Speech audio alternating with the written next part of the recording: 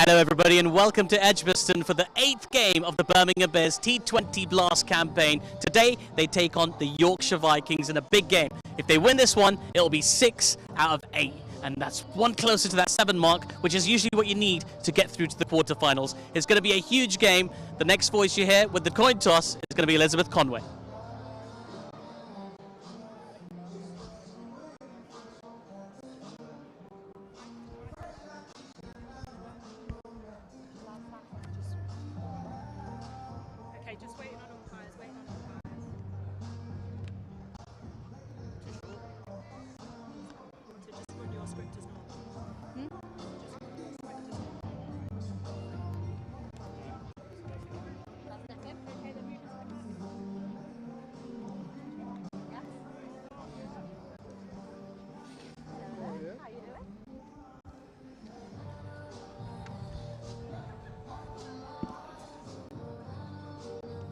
Hello Edgbaston, we're here with our umpires Rob White and Billy Taylor, David Willey, captain of the Yorkshire Vikings, and of course our Birmingham Bears captain Carlos Brathwaite. We're here for the coin toss. Carlos, would you like to flip the coin?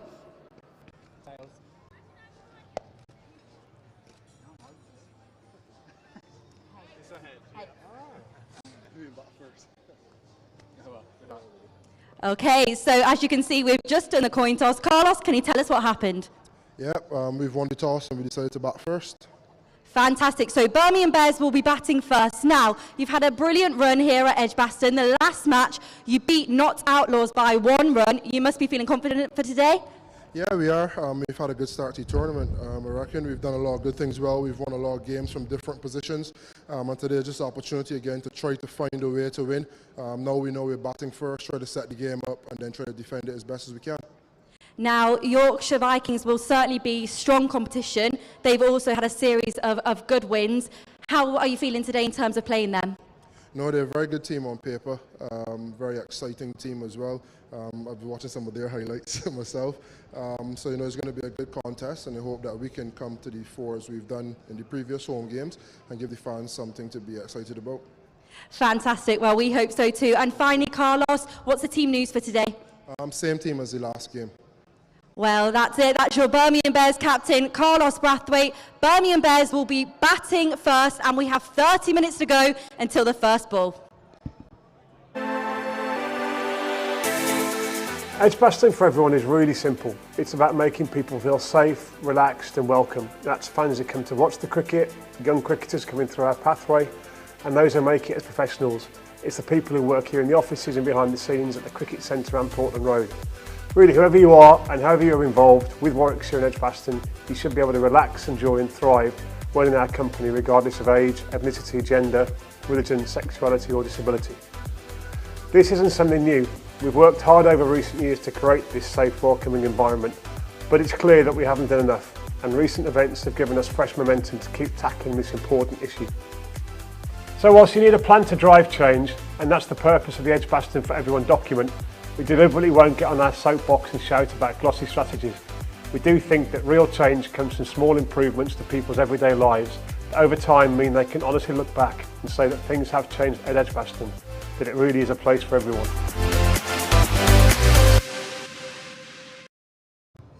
Well, there we go. That's the news of the toss. The Birmingham Bears have won the toss. Carlos Brathwaite has decided to bat first. So very, very soon, we're going to see the Bears in action. On the stream today, I'm Artif Nawaz, joined again with the delightful Ollie Hannon-Dolby. Ollie, great to see you. Great day in Birmingham today. Yeah, absolutely glorious day today here in Birmingham. Red hot, so if you're anywhere near Edgbaston, get down. I'm sure it's going to be a fantastic game with 2 great teams. Yeah, and great weather as well. Great place to enjoy the sun. My mum and dad are in the crowd as well. They're having a good time. You hung out with them a bit earlier, didn't you? Yeah, lovely people, yeah. That's very nice. They were very pleased with the photo. It was hard to frame, I'm not going to lie. All right, so we won the toss and we're batting first. Good choice, you think, on the surface? Yeah, no surprise. We're playing on the same pitch that we have done for, I think, the last 4 games now. So it is a used surface, so to bat first, hopefully get a good score on the board and then defend that like mad with the ball. If he's going to do anything, maybe he'll do it in that second innings, maybe a bit more spin in the second innings. So, yeah, good choice for me. A couple of really big wins coming into this game as well. I mean, they were just remarkable over the weekend here, winning a game by 1 run and then following that up with a very nicely polished win over Durham as well. I mean, that's that's what you want to see from this team, right? A bit of fight, a bit of needle. Yeah, and I think the way those games have gone, you know, the Notts game that you mentioned, crazy game, who we didn't think we were going to play at all. And then to win it up at Durham, two very different styles of win, but to be able to win in different ways and different people contributing all the time is a fantastic asset for any side. So yeah, the team's in a good spot, some great wins like you say, and hopefully we get another one on the board tonight. You saw, had a little look at the pitch a little bit earlier. We've got some pitch vision to show you momentarily. It's Alec Mower's pitch vision. Now you had a look. What did you make of the pitch when you looked at it? What were your readings of it? Well, it's a hybrid pitch, meaning that, you know, some plastic woven into the pitch basically. Generally, hybrid pitches are very flat and come onto the bat really well. We very rarely play on bad pitches here at Edgbaston. Gary and his team, along with Alec, do an amazing job. So I am expected to be a pretty good pitch. Last time we played it was Sunday, so they've had a chance to give it a good water and whatnot. So I think it'll just as good as ever. It is slightly used, so maybe a little bit of spin, but certainly nothing crazy. It'll be a good pitch as it always is here. Did it really need watering after Sunday? I don't know. I don't know how to play any sort of cricket pitch, but yeah, it's certainly something groundsmen do. Give it a good water, and then, like I said, it was a big gap. It's Friday today, obviously, so a big gap until we've had to play today. So they did give it a good water, yes. They did. I'm sure they did. Now, before we have a look at the teams properly, I wanted to ask you, as a bowler, hybrid pitches can't be fun. I'll be honest, as a bowler, sometimes T20 is not fun. You generally get the impression that you can bowl 24 balls one day and get 3 for nothing. The exact same 24 balls the day after might go for 50 runs. So certainly as a bowler, sometimes you do get a bit of neck ache in T20 watching the ball fly over your head. But you've got to learn to adapt, and it is a lot of fun. Days like today, glorious sunshine here at Edgbaston and a big crowd, and it's what you play the game for, really. Did you ever have a word with Gary, head of turf management, turf sports, I beg your pardon? It's a very important title, ladies and gentlemen. Did you ever have a word with him and think, come on, Gary, put a little something, a bit of salt and pepper in there for me? Oh no, Gary does a great job, and in general prepares the best pitches he possibly can in both red ball cricket and white ball cricket, and we always play in good pitches here. So no, I'm not going to tell Gary how to do his job. He's a legend. Well, let's take a look at that pitch right now. This is the Alec Mower's pitch vision.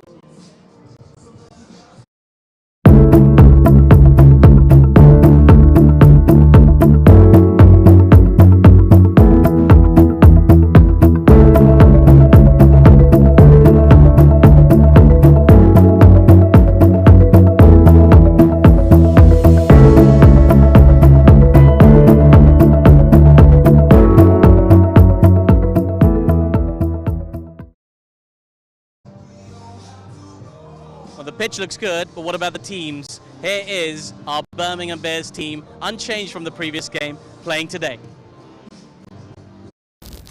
Jacob Bethel, all-rounder, Kenilworth Wardens Cricket Club.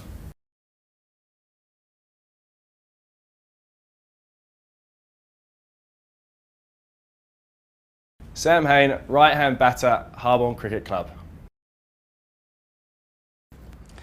Alex Davis, batter, wicket-keeper.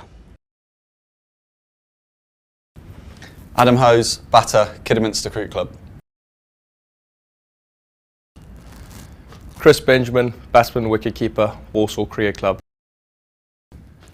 Carlos Brathwaite, all-rounder, Knoll and Dulwich Cricket Club. Jake Lintott, spinner, Nolan Dorridge Cricket Club. Craig Miles, fast bowler, Leamington Cricket Club. Danny Briggs, spinner.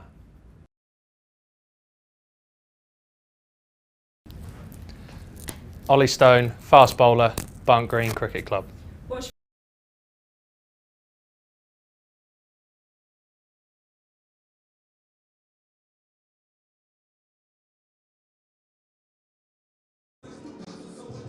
A very strong team for the Bears, as always, and they're coming off a hot streak of 2 wins. They're taking on a Yorkshire Vikings team, and I can tell you who it is right now. Adam Lythe at the top with David Milan, Tom Kohler-Cadmore in at 3, and then fresh out the England Test squad, Harry Brook, David Willey, the captain, at number 5, then Jonathan Tattersall, Dominic Leach, Dominic Drakes, Matthew Revis, Adil Rashid, and Dom Bess. A very, very strong Yorkshire team as well today, Ollie.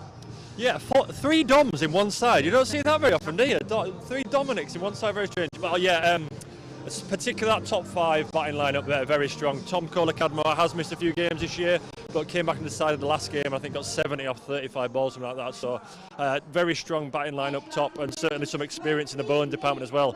Adil Rashid, absolute Rolls Royce of a bowler. Obviously, I want Warwickshire to win, but Adil Rashid's a nice bowler to watch on any day, so it'll be exciting to see how he goes today. Yeah, absolutely. We've got a good couple of spinners of our own that are going to be weaving their magic a little bit later. Harry Brook is very exciting to have playing, because previously, in previous years, the ECB don't always release players from the test squad to come and play county cricket. But it's really, really nice that we're going to get a chance to get a player like Harry Brook, you know, having a run today. Yeah, and I don't know Harry at all, if I'm honest, but I get the impression he's hungry to play cricket. We played against him in the 4-day game up at Headingley not long ago, and he's in some good form. He's a serious player in some really good form, so like I say, it'll be exciting to see him go tonight. It will indeed. Just a reminder that Yorkshire team, if the Bears can beat them today, they'll be 6 out of 8. That's a heck of an effort. Yeah, I think you mentioned it a little bit earlier on. Normally 7 wins gets you to that quarter-final, so winning 6 out of 8, I think it would be a hell of an effort, and put us in a great position going into the later stages of this group stage. Yeah, they were absolutely fantastic. They've been fantastic, and they've got so many games to go. Plenty of time to get to that magic 7. We'll be keeping an eye on Lancashire as well, because of course they, they're in action. If they lose and we win today, we go top of the North Group, which would be something, wouldn't it? Right, in the previous game, a fantastic win over Notts. We saw Alex Davies play a remarkable innings, 49 of 47. I mean, that was fantastic, wasn't it? Yeah, and like I said, it's slightly different to the previous wins. We're only chasing 140, so it required a bit of a different innings from Davo, and very mature innings from him. Needed to get a runner ball basically to get us over the line, and he did that. So yeah, great work from Davo, and to get us that win up at Durham was brilliant. Fantastic. Well, we've got some footage of that fantastic innings from the Talbots player of the match from the previous game, Alex Davies. Yeah, absolutely. We've won some games this year, scoring 200, but today was a different kind of game. The pitch was a little bit stickier, a little bit tackier, and we had to show some maturity and get across the line in a different way. How much credit do you give to the bowlers for that first innings? Bowlers set up really well. Another game where we've taken a lot of wickets in the power play, so that really pegged them back. We read conditions well. Milo's proven himself to be an outstanding death bowler. Ollie Storm's got pace to burn, and our spin twins speak for themselves. So 2 of the best spinners in the country, in my opinion. You've got the best seat in the house. You can see these bowlers. How quick is Ollie Sloan? Yeah, very quick. It's just great to see him back. I know how hard he's worked. He's in the gym every day. He's one of the most professional players I've ever played with. So it's just really good to see him back with a smile on his face. With the bat, Sterling obviously went first ball. That was frustrating. Your partnership with Jacob Bell was worth 73. That was all that was needed, wasn't it? Almost like an anchor situation. Yeah, and just smaller chases like that. It's important, I've found, to have someone in and bat through, and especially when the pitch isn't, it's not coming onto the bat as well. Me and Beth just tried to stay calm. We only need 7s, and the likes of Hose, Benjamin Brathwaite behind, and Hayne obviously speaks for himself that we can take that little bit more time and play low risk. So yeah, we measured it really well. Might be disappointed to not get you 50, but you need to be very pleased with that 49. Yeah, very pleased, but personal milestones don't really mean that much to me. Decided to take a risk and try and get a boundary. You never want to take it into the last over, so tried to just get it finished a little bit sooner. Didn't come off, but it says a lot about the team. I know that there's Hose, Benjamin, Brathwaite behind me, so I can do that. 5 wins from 7. What was Mark Robinson say to you post-match? Just that we're doing a lot of things right. We've won a lot of games differently. Like I said, we've been scoring 200, but then today was a different kind of win. So we're adapting well as a team. So we've got to get through this game against Yorkshire, not get through it, but win that. Then we're 6-2 before we break off for a red ball game, and that's a strong position to be in. Alex Davies, what a fantastic knock that was. And Ollie, was really impressive. Like you said, sometimes you come out in T20 cricket, you want people to have a bash and go nuts, but when you're chasing a run of ball, you just need a bit of composure, don't you? Yeah, maturity, and I'm really pleased for Al. He's come from a different club, came from Lancashire at the start of the year. Really mature, impressive lad, if I'm totally honest. So I'm not surprised at all that he's played such a mature innings there to help get us that win, and hopefully the first of many match-winning knocks from Davo for the Bears. Yeah, there's a lot of expectation for Alex, and obviously he trains very hard. Now you, Ollie Hannandalby, you've been doing a slightly different kind of training. I will keep everybody in suspense. Let's take a look at the kind of training that Ollie's been doing. So we're here at Edgbaston Stadium. We're about to deliver a comedy course to some of the players. I'm so excited about this. Then afterwards, the guys are going to do a performance to some of their teammates. Now let's get and see how this goes.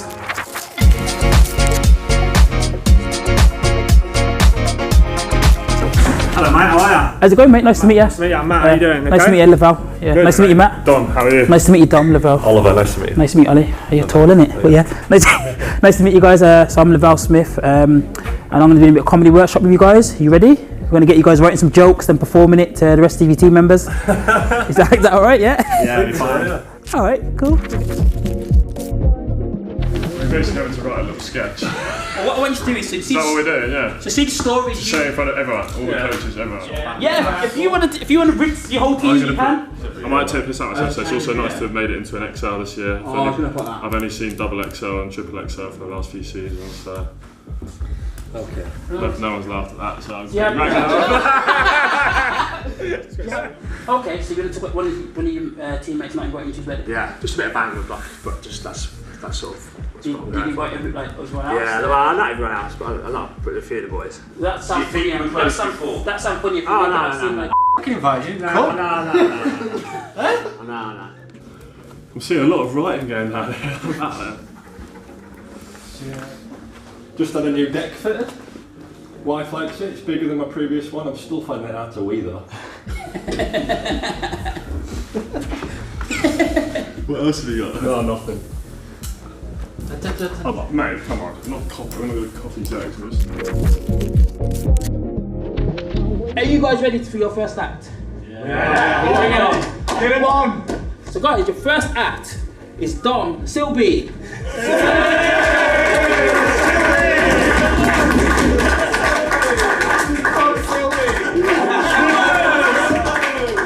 To be fair, I don't think I'm going to top the laugh that I got for that, so I'm going to be straight on.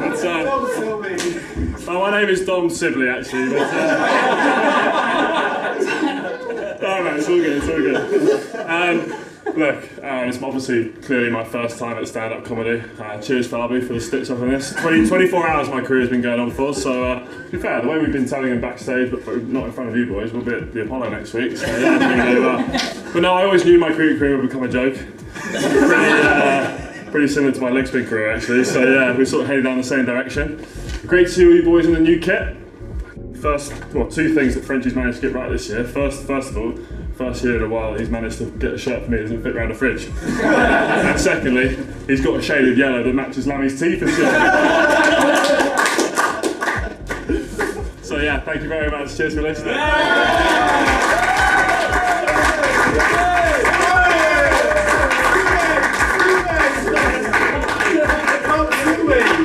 That was great, man. That was great.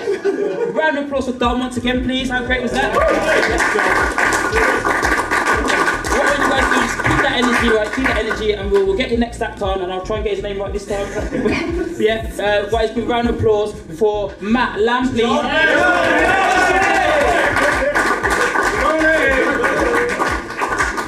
Hello lads, lovely to see you all here. My name's Jan. Absolute pleasure to share a stage today with two of my closest pals in Ollie, Hannah Dolby and Tyson Fury over there. I actually wanted to congratulate Frenchie. Real shame he's not in the room, but he actually managed to find a shirt that fits Sibley for a change. So well done you. Lads, before I forget, and just a quick word of advice. Never park on Lintots Drive, eh Carlos? And finally lads, we lost two great men to marriages last year. Ollie, Hannah Dolby and Adam Hose.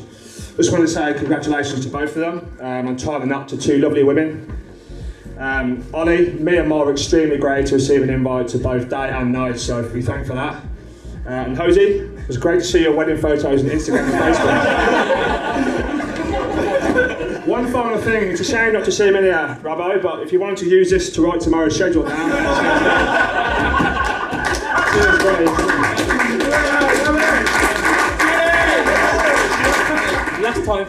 Last time, can you guys give a round of applause for Ollie, Hannah and Dolby, please?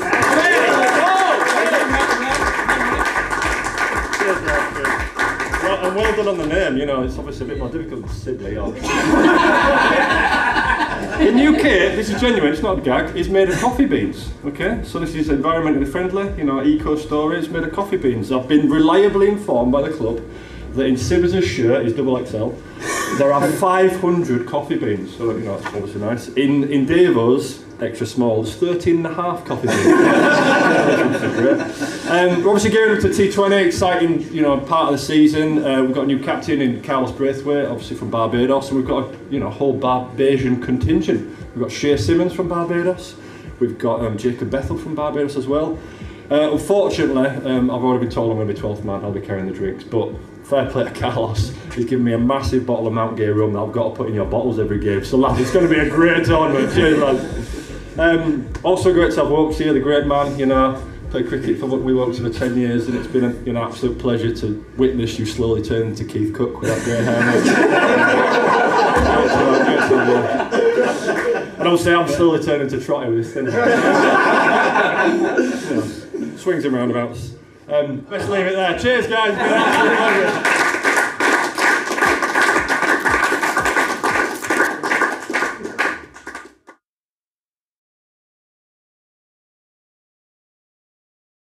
Ollie, I'm a professional stand-up comic. I reckon you've got a future in this game. You're very kind, I'm not going to lie. We're doing it just in front of 10 of our teammates there, and it was still daunting, so I have no idea how you do it in front of thousands of people. Yeah, it was very, very scary. I think comedy in front of 10 of you makes it much harder, I promise you, because they're harder to make laugh. Who do you reckon has a genuine chance of making a career out of comedy from the Bears squad? Well, on the VT there, it was myself, Dom Sibley and Matt Lamb, and I thought Lammy was brilliant, natural comic timing and a thick Brummie accent. I thought he was exceptional, so watch out live at the Apollo, maybe you might be seeing Matt Lamb in years to come. Who knows? Who knows? You heard it here first, Matt Lamb. Well, maybe we'll get him over to Britain's Got Talent or something to do a bit of an audition. But it's nice to have these characters to just keep you bonded, just keep things going. Sometimes, Bears have had a great season so far, they've been running nicely, but sometimes it's nice to just relax the tension. Yeah, absolutely, and we've got a great changing room, there's a lot of good lads in there. Someone like George Garrett is a lad who is very good at that sort of thing, keeping the changing room relaxed. Nathan McAndrew has been an overseas this year, has just been called up for Australia A-side, so well done to Macca. He's another fun character to have in the changing rooms and keeps things nice and chilled. Let me ask you something, Ollie, do you like coffee? I do like coffee. Okay, well, would it surprise you to know that this shirt over here is made of coffee? I've heard a rumour that it might be made of coffee beans. It is indeed made of coffee beans. This is how the shirt is made. The Bears are on a road trip giving out free coffee because, believe it or not, these shirts are made from coffee beans. How cool is that?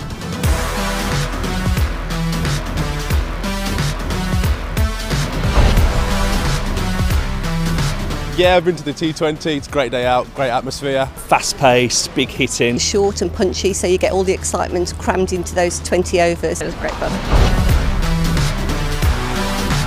Oh my god, the crowd was so loud. The Holly stand, when it's in full flow at any game, is awesome. Edgbaston Stadium, I think, is the best in the country.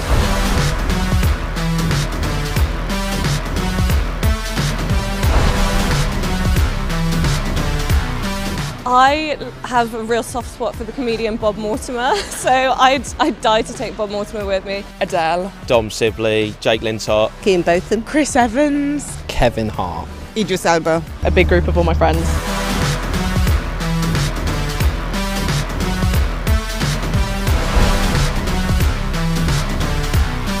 I think it's got to be, I'd rather be a bear than a pear. Another one bites the dust when someone loses their wicket. I love singing that. Sweet Caroline. Ba, ba, ba. Good times never feel so good. So good, so good, so good.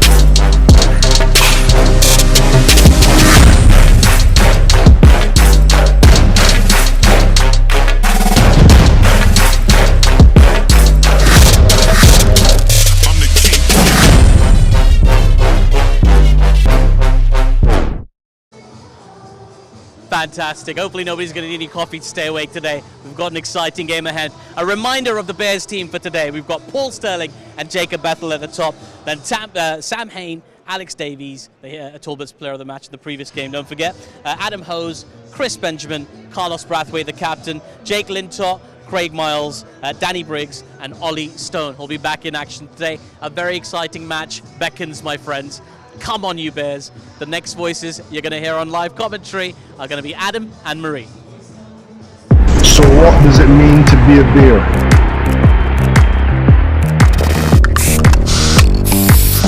We are proud of our history, our county.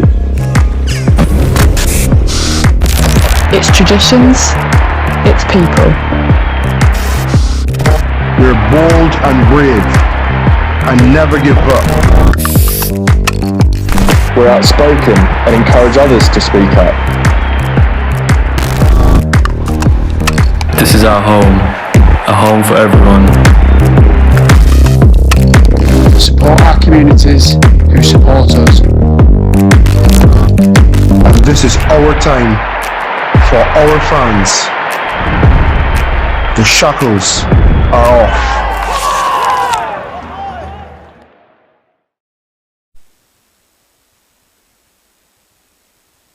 Thank you, Atif, for the build-up to today's T20 encounter between third and fourth in the table. It's the Bears against Yorkshire, of course. Yorkshire sitting just behind, so a crucial game, and another win would surely put them on the road to the quarter-finals. The ultimate aim, of course, is to get that home quarter-final should they reach that stage. In terms of team news, then, it's an unchanged Bears side, which is no great surprise. They've won the toss and have chosen to bat first. So Sterling, Bethel, Davies, Hain, Hose, Benjamin, Brathwaite, Lintott, Miles, Stone and Briggs are the Bears lineup. As for Yorkshire, a couple of changes from the side that were beaten by Lancashire on Wednesday night. Frayne and Thompson go out. Dominic Leach and Harry Brooke, who's been released from England duty, come in to the starting 11s. Alongside me, it's the Bears women's captain, Marie Kelly, of course, Trent Rocket as well, and Loughborough Lightning too. Yep, all of those things. So many different teams now. No loyalty to one nowadays. The way it is at the minute.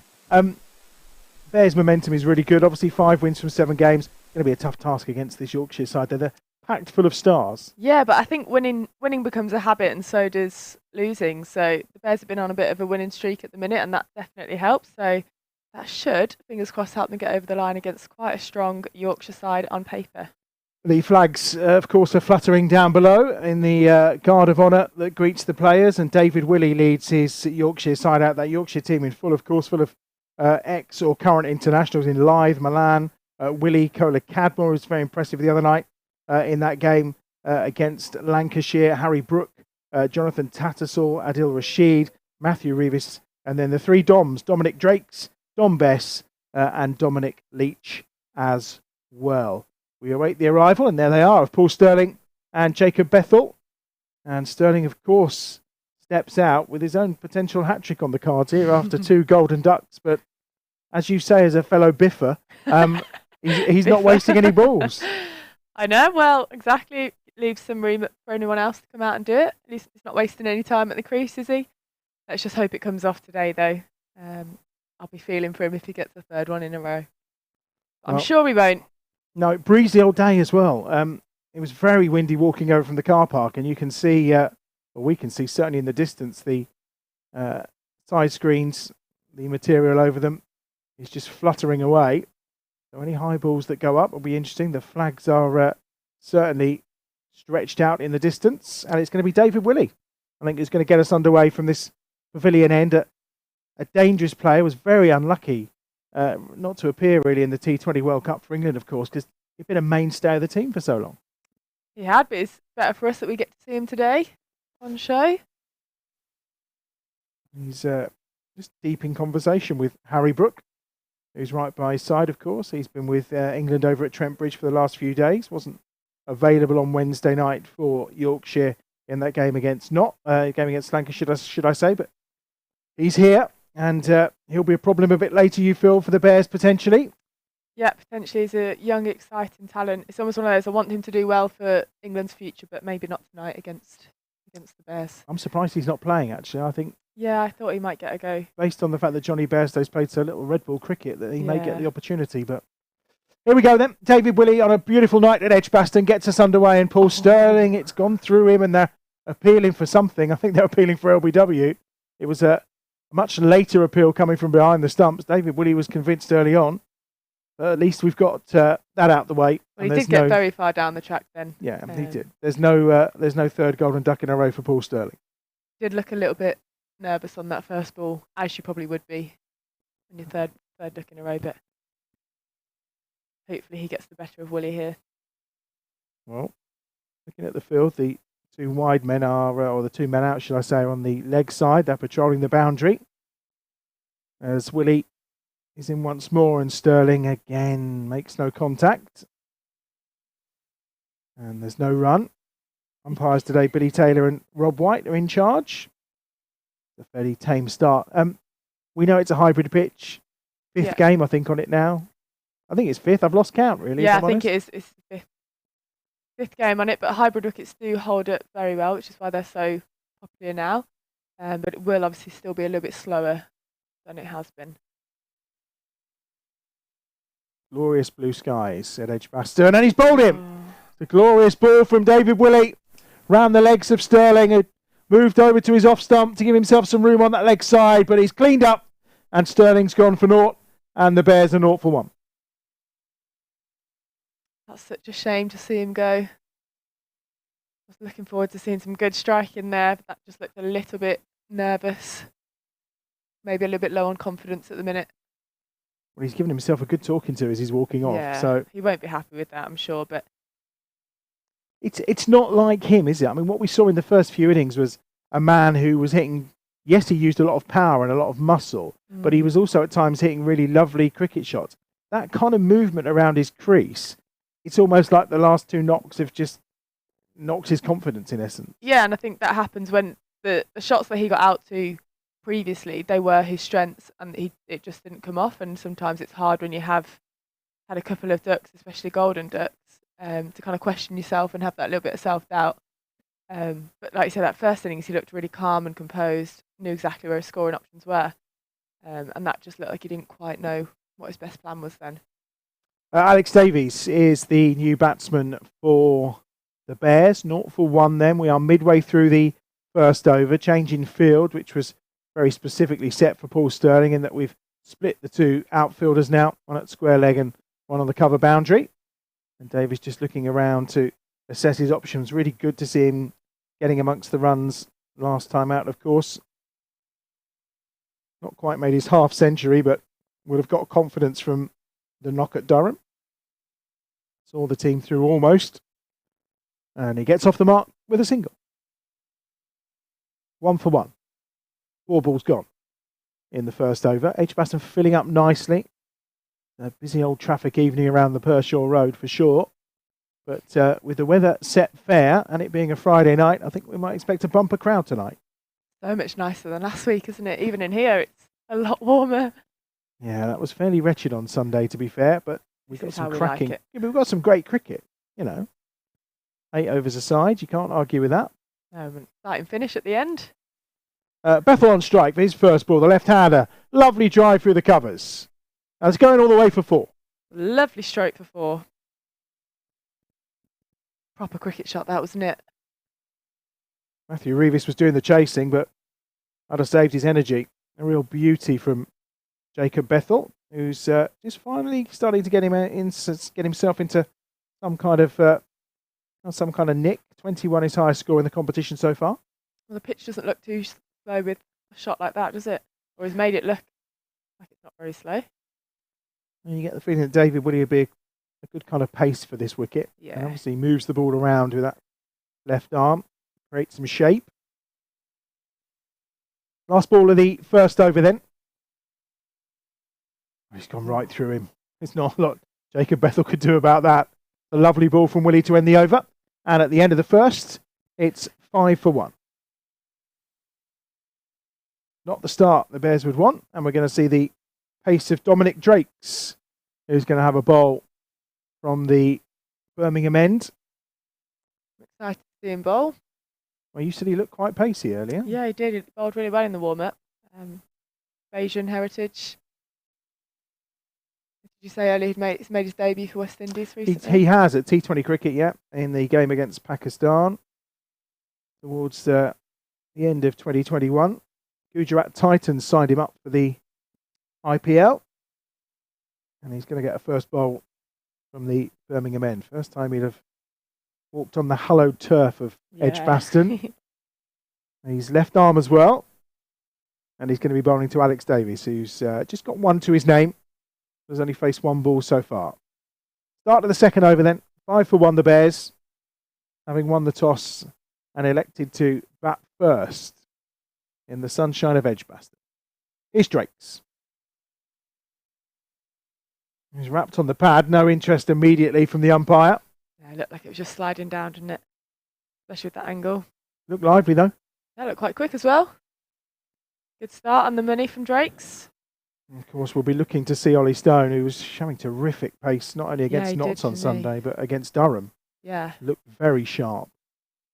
He did. He beat the bat quite a few times, didn't he, against Durham? I was watching it on the stream from home. Dedication, that. So was I. It is, and I think I'm going to come to Trent Bridge as well on Friday. Wow, look at you. Yeah, I know. Well, we're playing in Loughborough on the Saturday, so it's only 20 minutes away, isn't it? Yeah. So it works. Drake's in, Davis down the leg side, and it's a wide. First extra on the board. We'll take that.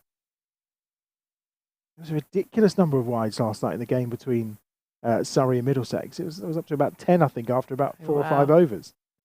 Ball swinging a lot, maybe? Under the lights at Lords, yeah, potentially. Not bad. I guess the slope as well, probably. If a few players haven't played there before, that could play a part. Very short boundary, though. You'd have loved that on the leg side. Oh, dear. Short leg side boundary. It was really, really short. 6 for 1. Oh, he's bowled him. Played on. Davis was just stuck in his crease, and the ball rattles into the stumps off his blade, and it's a second wicket down. 6 for 2, and we're 2 balls into the second over. It looked like he was just trying to run that down, third man, but it just came back into him. Played it nice and late, but too late onto his stumps. Not a great start from the Bears, and we need something good here. Nice little partnership. Stem this flow of wickets. Well, we do bat deep. That's the joy of it, isn't it? Sam Hain coming out to join Jacob Bethel. He was just looking to try and run it down, wasn't he? Got the inside half of the bat. You saw on the replay. And Drake's had a bit of trouble picking the ball up, but Davies was already on his way. Look at that scene. Looks stunning. Beautiful, isn't it? Blue skies, the odd white scudding cloud above us. But maybe some dark clouds are gathering over the Bears so far. 6 for 2 then in the second over. And it's Sam Hain who comes to the crease. Credit to Yorkshire, who've bowled well so far. Both not given any width. Bowled really tight and heavy length. 27 runs away from 2,500 in this competition for Sam Hain. Strike rate of 130. I mean, this season alone his strike rate's 142. And I mean, he's come to the wicket a fair few times when it's been single digits for 2, and so often has got us out of trouble. He's got a lot of experience behind him now, so hopefully the Bears can rely on him to get them out of this power play, get a bit of a score on the board. Drake's in from the far end, the Birmingham end. And immediately Sam Hain's down the wicket. I'll got through for a single, purely because Jacob Bethel was already halfway up the wicket as the ball was stopped by David Willey, and then the fielding completed by Revis. And it's another to the total. 7 for 2, Sam Hain's off the mark. Bethel is rapid, not only on the outfield, but between the wickets he's quick. I don't think I'd like to run some twos with him. Well, I was Kelly Southerton was telling me earlier that she did some of the training pre-season to get them. Did she? Yeah, that's cool. She was their running coach. Wow, love that. To try and get them as sharp as they possibly can. Well, I think it's paying off. They do look quick. Bethel on strike then. Drake's the bowler. Cut away. A bit too close for that maybe. And there's no run. That's really cool. I think there's a lot to be said for bringing in other experts from different sports, providing different perspectives. Any little nuggets that she can give, I'm sure, will have helped the Bears get that extra edge over teams this year. There's a few players in the past that might not have appreciated it if there was extra running involved. I know. You've seen it a few times, like baseball coaches and things coming in as well. Thanks again. Bethel on the defensive. No run. The Hollies has filled up beautifully in the last 5 or 6 minutes. It? And you can see why, actually, because why would you want to sit over the opposite side in the shade when the sun is out? The Hollies must be the place to be tonight. What a perfect way to spend your Friday evening after work. A few drinks in the Holly stand. Only a few mind. Only a few mind. Last ball of the second over then. Bethel's on strike. He's on 4. Been a good over so far from Drakes, and he wraps him on the pads. And there'll be no run until the end of the second over. The Bears are 7 for 2.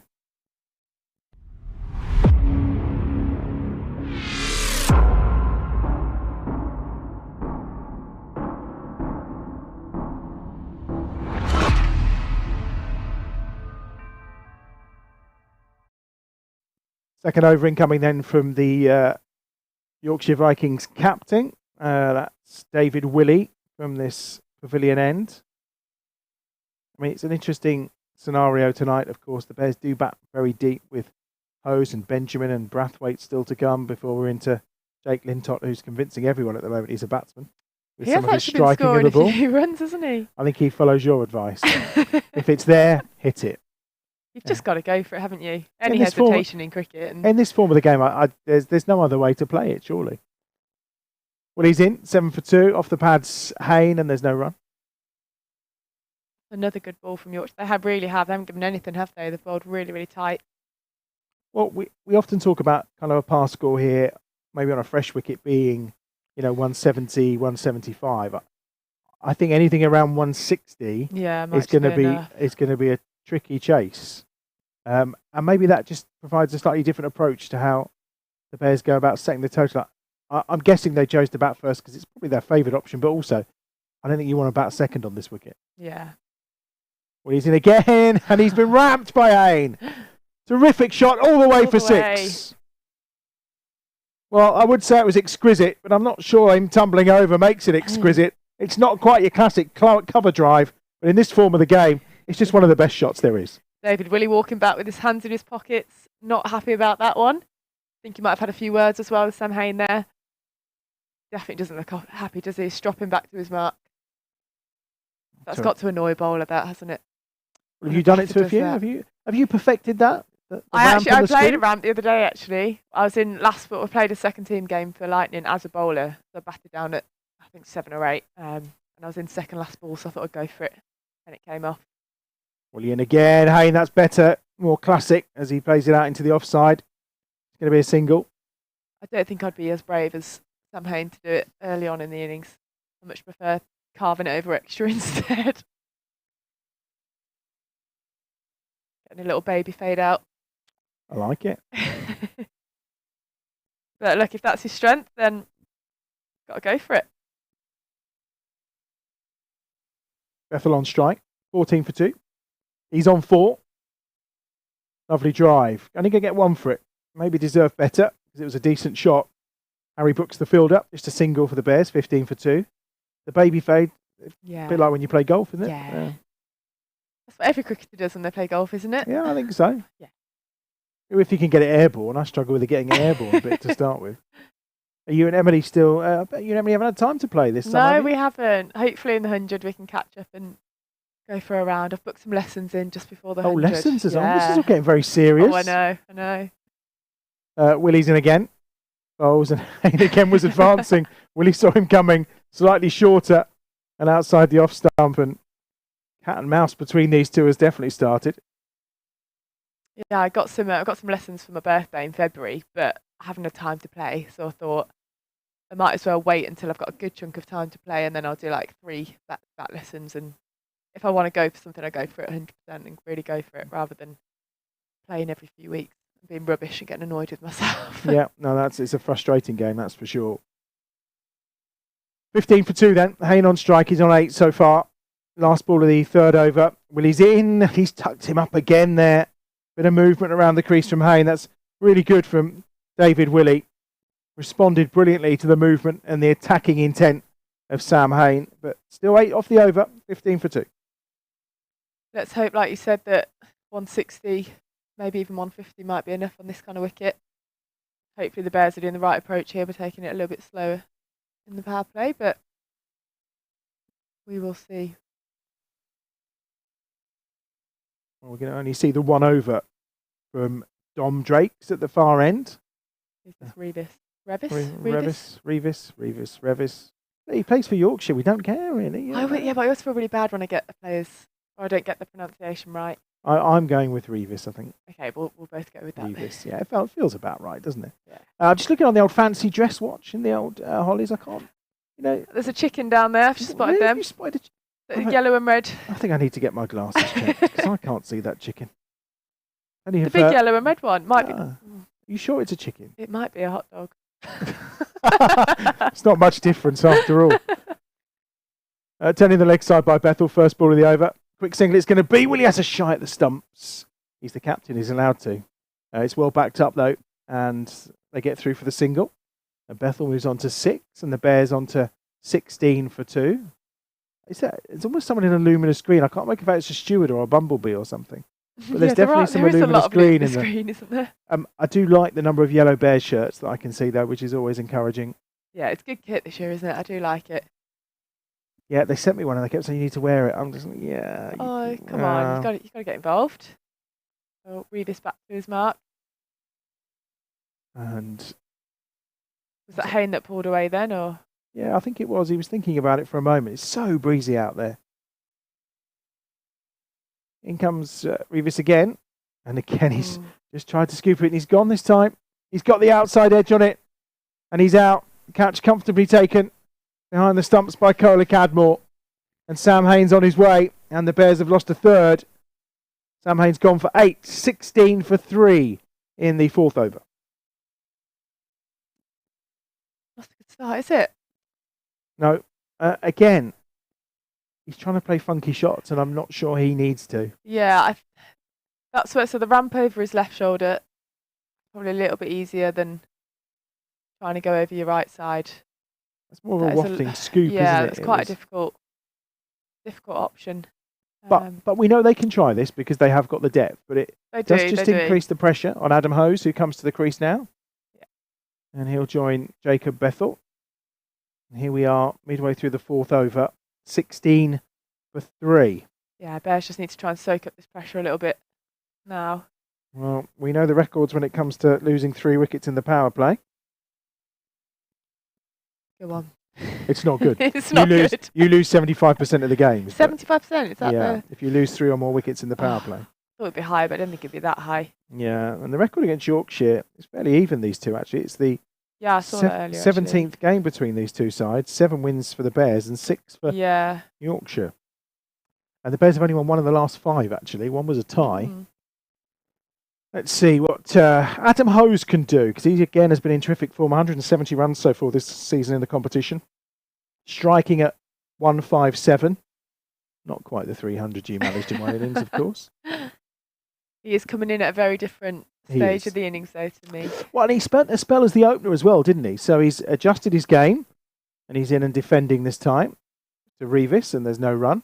And I do think as the order progresses, the role does change quite dramatically. So I think if you can kind of learn, well, he's obviously come from opening and then learning this role at 4 and 5 and stuff, it is a completely different one. So being able to execute that shows the kind of player that he is, really.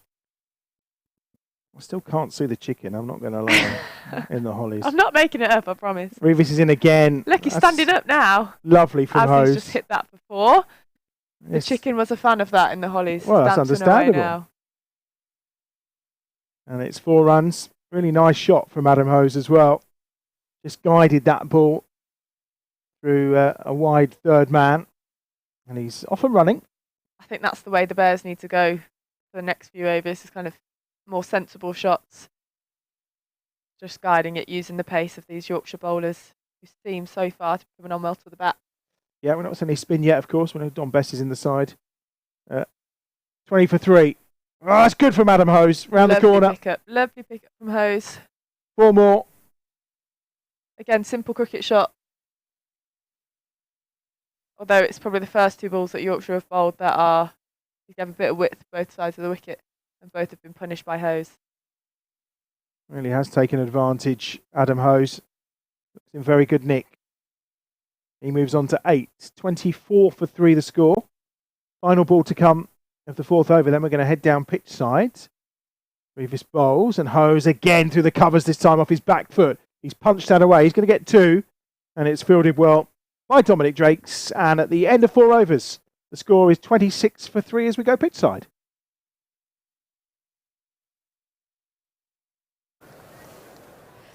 Edgbaston. Hi Edgbaston, we're over here in the Carling best seats in the house with today's winners. Are you enjoying yourselves? And you can be in with a chance of sitting in these seats in our next home game by following us on Twitter at Warwickshire CCC. The best seats in the house. They get food delivered and drink and everything. Ideal. We get a can of water here. And the creams. Don't forget. Change of bowler from the pavilion end, Dominic Leach. Probably. Might have to check in second innings. Dom Leach is coming into the attack from the Birmingham end. And he's going to be bowling to Jacob Bethel, who's on 6 and was a little bit starved of the strike in the last couple of overs, but he's carved that away to the cover boundary and he'll get a single. Yeah, he hasn't faced many, has he?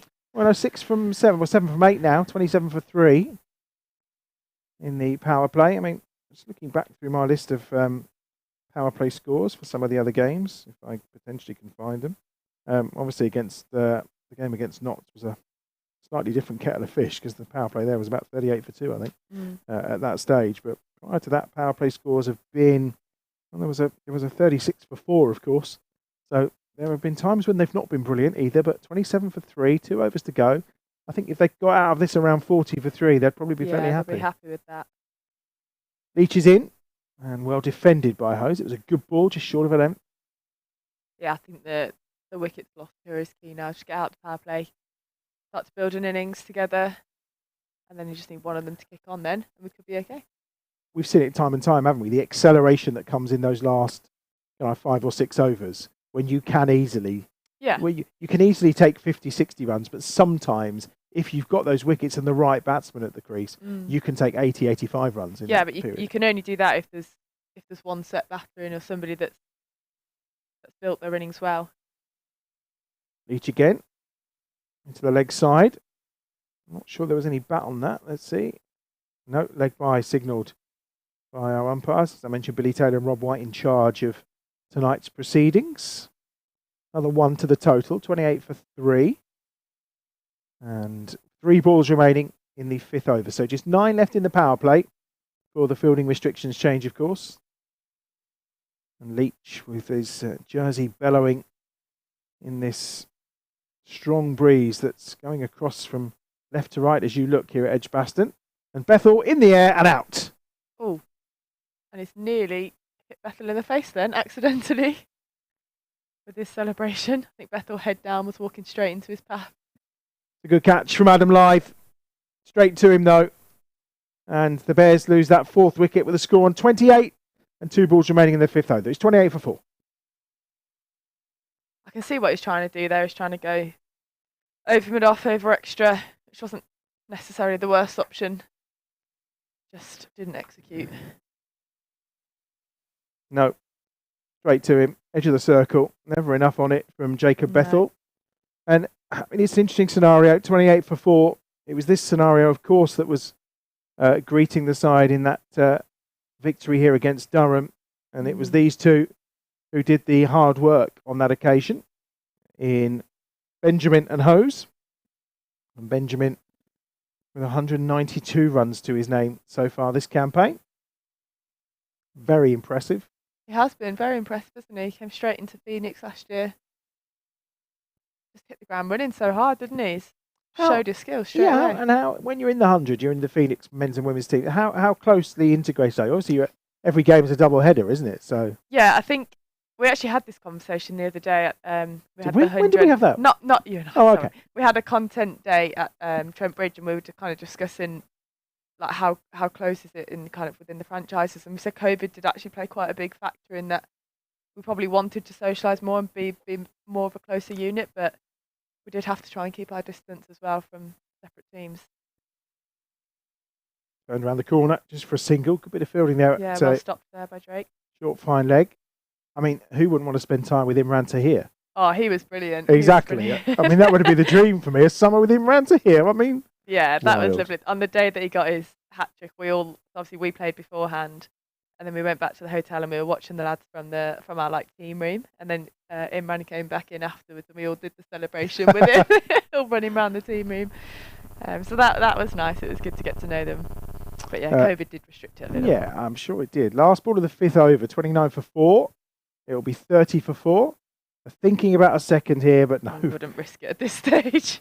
No, hoses on to 10, 30 for 4 at the end of the 5th over for the Bears. So the challenge from here is obviously going to be the opportunity to try and post something, I think, around... I mean, are you sat in the dressing room, Marine? You're thinking to yourself, okay, another wicket down. Well, we were hoping for 160. Actually, if we can get to 150, this is how we're going to do it? Or is the game just too fast and moving too quickly for you to do that? No, I think it's so important, especially with kind of having the dugout there as well. And it's really important for the batters that have just been in to go and talk to the batters that are going in next and just kind of say what the bowlers are doing, what the wicket's doing, reassess what a good score will be based on the pitch, the conditions, and the number of wickets down you are as well. You reassess the total that you should be looking for. Drakes is back in. Cut away by Hose. There was a hand on it, so it won't go for 4, but they'll get back for 2. Great field, and it's definitely saved an extra 2 runs for them. Jonathan Tattersall, the fielder who made the block. Adam Hose thought he got enough of that. He moves on to 11 from 7 balls. 32 for 4. It wasn't the best last over that for the Bears in terms of runs being conceded. Leach only conceding 2 off the bat anyway. Goes into the leg side, no run. Seem to be bowling quite heavy lengths here. They've not pitched much up and not given the Bears batters much to work with, especially in trying to hit over the top straight, which I think is why Jacob tried to jump on that one.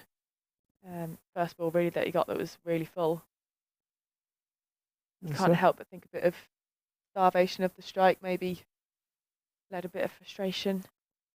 Well, we always say very often an over up the other end can kind of make stuff happen next time round, doesn't it? It's when the pressure tells. Great cut away from Adam Hose for 4.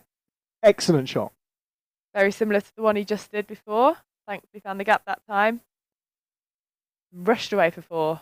And I'm guessing as well, when you're in these partnerships, and this is obviously a 36 for 4, it's a partnership that needs to work for the Bears. If you've got Adam Hose at one end who seems to be striking it nicely, does that just allow Chris Benjamin a bit of time to get settled rather than feeling that there's an issue that he needs to resolve? Yeah, absolutely. He can look to just get Hose on strike for a little bit, rotate round.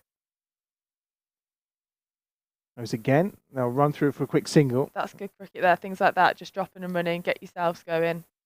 Like I said, even just standing at the other end, it can just kind of halt your rhythm. If you're nervous at any point, waiting at the other end definitely doesn't help. Being able to be busy and just get your arms going, get your feet going, running between the wickets, all of that just helps get you going into your innings. So the more you can do that as a pair and working together out there as a team rather than on your own, definitely helps. 2 balls left in the power play, 37 for 4. Drake's is in again, turned on the leg side by Benjamin, there's no run. Again, that heavy length from Drake. I thought that was a steward that sat in the crowd. It's not. It's a workman and his traffic cone. I think his girlfriend or wife has got a traffic the orange cone. One. Yeah. Traffic cone on the head and a traffic cone type cape behind. Can you not? They're by the chicken now. Yeah, I'm still not seeing the chicken. It's like chicken run. I'm starting to worry about you. You're seeing chickens. Have you been working too hard today in training? I am tired. Last ball of the power play. Drake's is in, turned into the leg side by Benjamin, just the 1 run. And at the end of the power play, 38 for 4 for the Bears. Now those 4 wickets, far from ideal, but 38 for 4, not dissimilar to the position they found themselves in that game against Durham. Not been the worst power play, has it? No, they chased 159 that day. And at the end of the power play, they were 36 for 4. So, again... Dom was fairly big outfield there as well. It was here. This was here. The it game was here. here. The game here when they were in a bit of trouble. Ah. So it'll be interesting to see. We're going to see a bit of spin. Adil Rashid, of course, will come into the attack. And again, when you've got a player with his reputation, his quality, is it a conversation to say, look, but I mean, you can't afford to not do something for 24 balls, can you? I don't think you can. I think it's whether you try and take him out of the game as well by attacking him. That's always a risk. And that's what certain batters, I think it comes down to individuality there. This could be a good matchup here against Chris Benjamin, see how he approaches it. He could look to get on top of Rashid here and try and get him out of the attack. But also Yorkshire are thinking at this point, one more wicket, and we've really got Carlos in. Yeah. And then all of a sudden, we're starting to see some light at the end of the tunnel. Will we see any more retired outs today? I don't think so today, no. I don't think I think he'd get daggers in the dugout, wouldn't he, if he did today? Rashid's in to Benjamin, who greets it on the full, and it's no run. You see straight away there, Benjamin's moving around the crease. I think that shows his intent here. Rashid, or at least what he's going to try and do.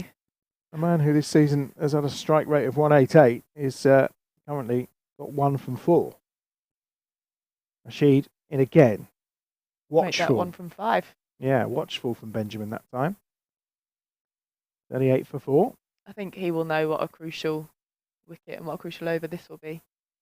It's the 39th ball of the innings. 38 runs scored from the first 38. So we are going at 6 and over.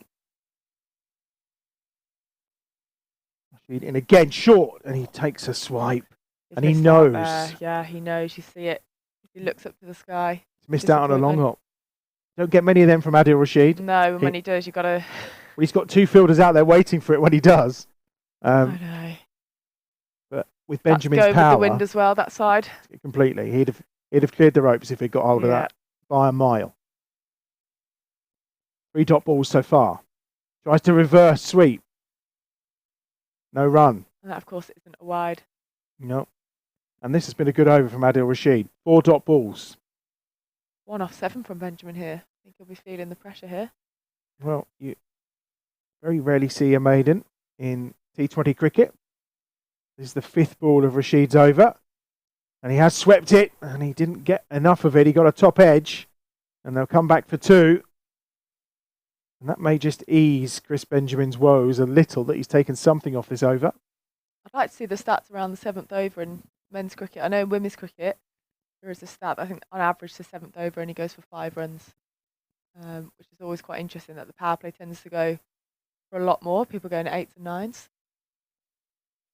In comes Rashid again. This time he has got it, and he's tried to dissect the 2 fielders, but that's a really decent bit of fielding. On the boundary rope from Revis, and it's just going to be 2 for Chris Benjamin. The Hollis standard weren't that, were they? Don't be doing good fielding by the Hollies. That's the golden rule, isn't it? Perhaps they thought that was a 4. His foot was quite close to the rope. But it wasn't far away, was it? But we had a pretty good view of that. Yeah, I'm pretty sure that was safe, wasn't it? Yeah, excellent. And they have fielded well so far, and that contributes to the pressure as well that the batters will be feeling. Yeah, only 4 off that over, so 7 overs gone. 42 for 4 is where we are at right now. Interesting choices now for David Willey in terms of what he does next. Now he's got an over away from Rashid, of course. Chris Benjamin in such terrific form throughout this campaign so far. 192 runs in total. I mentioned that strike rate around 188. 68 his top score. And we're going to see Revis from the Birmingham end this time. And he's going to be bowling to Adam Hose. Rashid, the first bowler from Yorkshire not to get a wicket. In comes Revis from the far end then. Hose is on strike. Again, cuts that away with power, but straight to Adil Rashid in the circle. Either side, that's 4. Why would you say that about Rashid, by the way? In what respect? Because he gets a wicket now. Well, but no, because commentators curse. No, I said it because each time they all bowled their first over, they took a wicket. If he gets a wicket next over, it's your fault. Yeah, but it didn't in the first over. You see, he's broken the curse. Okay, that's the point I'm making. This is good. 42 for 4. Well, he nearly had him caught a short line, didn't he? Yeah, he did nearly have that moment. To be fair, hopefully he remains wicketless throughout his spell. Here comes Revis again, and that's turned away into the offside, and there'll just be 1. Again, it's Drake's doing the fielding. And 43 for 4 the score. Benjamin on 5, Hose on 19. Marie Kelly, the Bears women's captain, is with us. Do you enjoy captaining in T20? Or is it too I fast? actually do. It is a lot. It's a lot more than a 50 over. You do feel the pressure and like the timings and stuff, and you always are pushed for time, and you've got the umpires in your ear about 1 minute behind and all this. But we've got a lot of decent spinners at Warwickshire, so I find that always helps. I can get some time back, and I've got a lot of bowlers that I can trust to get the job done. So yeah, I enjoy it. 44 for 4. 3 balls to go in this 8th over. Hose on 19. Benjamin on 6. And these two just starting to find their feet. Outside the off-stump, Hose with a swipe and a swish, and there's no run. Didn't make contact that time. Just 2 off the over so far. Another good over from Revis here. Just putting the squeeze on just as they started to almost feel like they were a bit comfortable. 28 was the score when the last wicket, so just 16 added between these two so far. Hose on 19 from 14. Benjamin on 6 so far from 10 balls. It's Hose again into the offside. Didn't get all of it, and we'll just get a single. And with 1 ball remaining in the over, the score moves on to 45 for 4.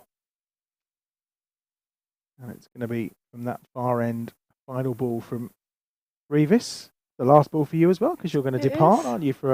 I will be back for a wee later bit. though. You will, and you're going to be on screen at half time as well, aren't you? I am, yeah. Can we call it half time? It's the interval, isn't it? This is cricket, not football.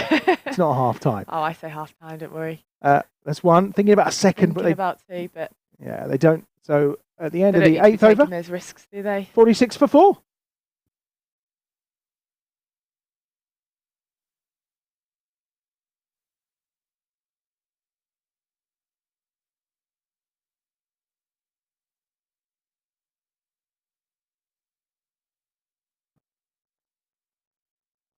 As we say goodbye to Marie Kelly, we say hello.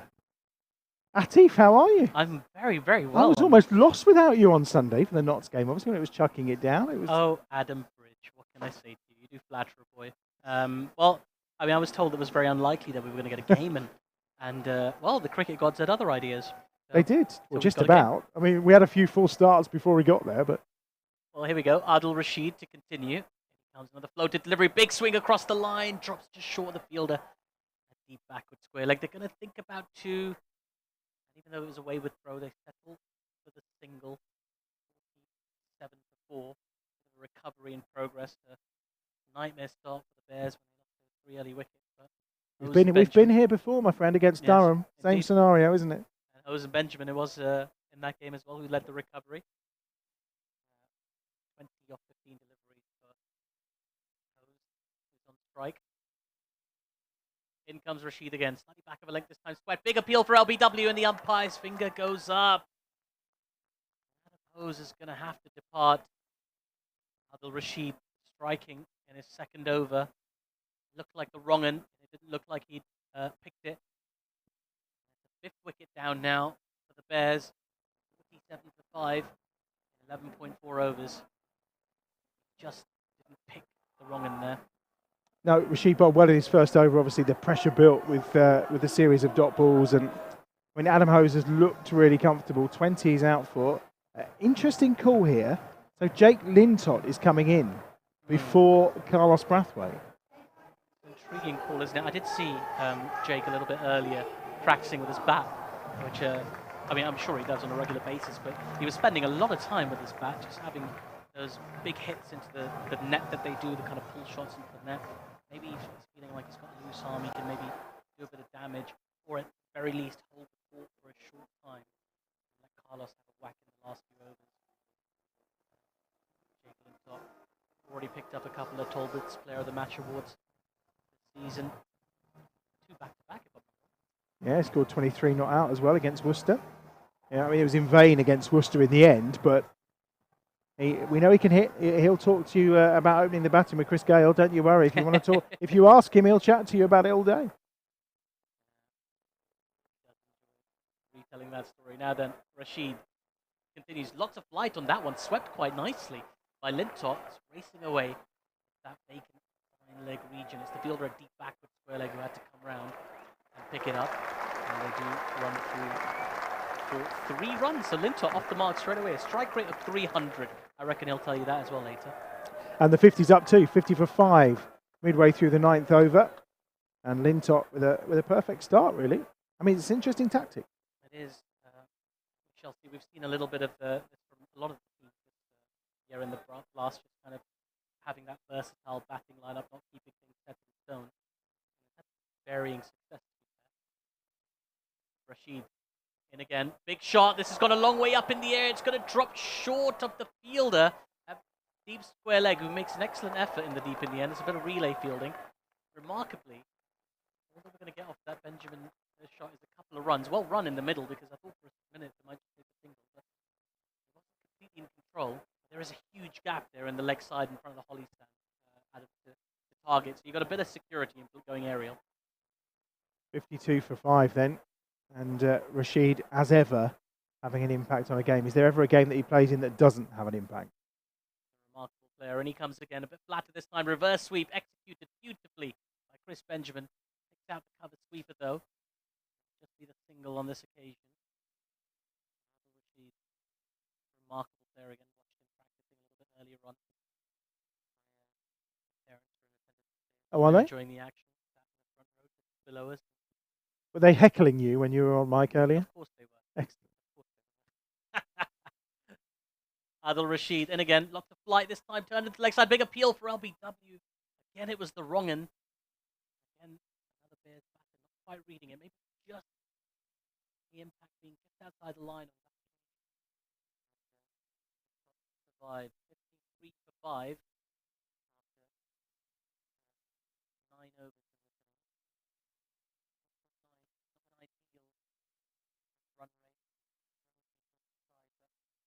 Recovery is very, very important. Look at trying to get to something like 8 at 15 overs, so they've got a little bit of a platform to have a hit in the last 5. Yeah, I mean, we revised our thought process. This is the 5th time on this wicket, so yeah. you're thinking that potentially, I know it's a hybrid and it can stand it, but you're looking around kind of 150, 160 as being maybe a par score. With this many wickets gone again, you revise that probably to 140. And again, kind of been guided wide of the fielder at short third, and that's going to run away to the boundary for 4. Terrific shot by Benjamin. Knew exactly where the gap was in the covers. Picked it out nicely. Score moves on to 57 for 5. Good here. Yeah, he always does. I mean, it's having a partner, isn't it? That's going to be the key to this. The wickets lost, as we know in T20. I mean, I know you last night were watching your Middlesex, and they were flying. They were. But then that clatter of wickets, and it just completely changed the focus of the game.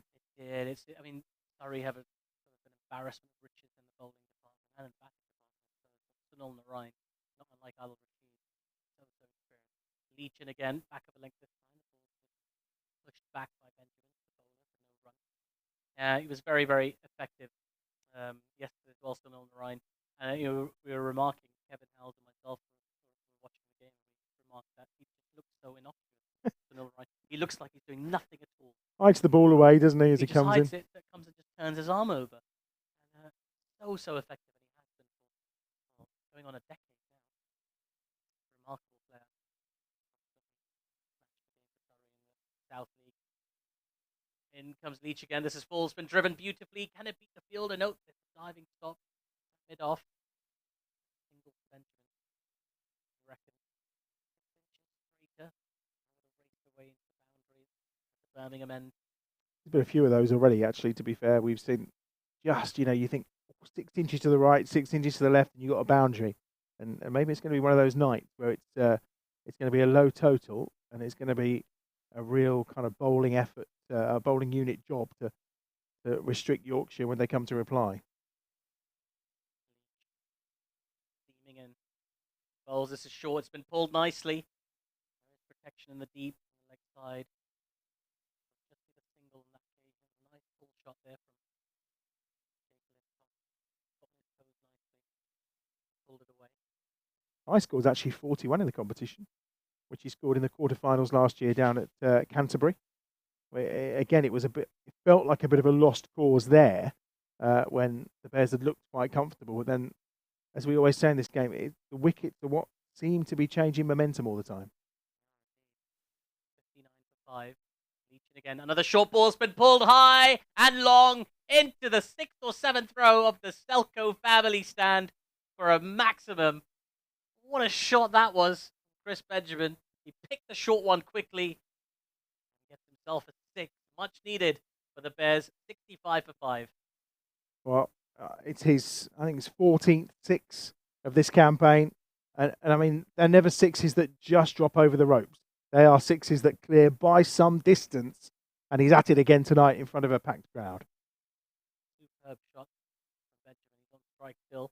As in comes Leach. A bit fuller this time, predictably, as that ball's been played with softer hands to the mid-on fielder. They're going to run through and actually make it for 2. It was deep set. In fact, it was a long on fielder and a lot of distance to make. Brilliant running by the Bears batters. They managed to get back to 2. 67 for 5 now after 10 overs. The difference an over makes all of a sudden. Amendments being made to the predicted score. Well, they are 67 for 5. Just we're aware on the stream you may be having a few issues hearing Atif at this moment in time. Trust me, you're not missing anything, but it's fine. 67 for 5 the score then. We are, as we say, 10 overs in, 10 overs remaining. So the run rate currently 6.7. Lintott onto 4. Benjamin onto 34. 24, should I say. And, well, suddenly he was a man who had 3 runs off 10 balls. And here he is, 24 off 19. And, well, Dom Bess is coming into the attack. He is indeed. Hopefully, you can hear me describe him.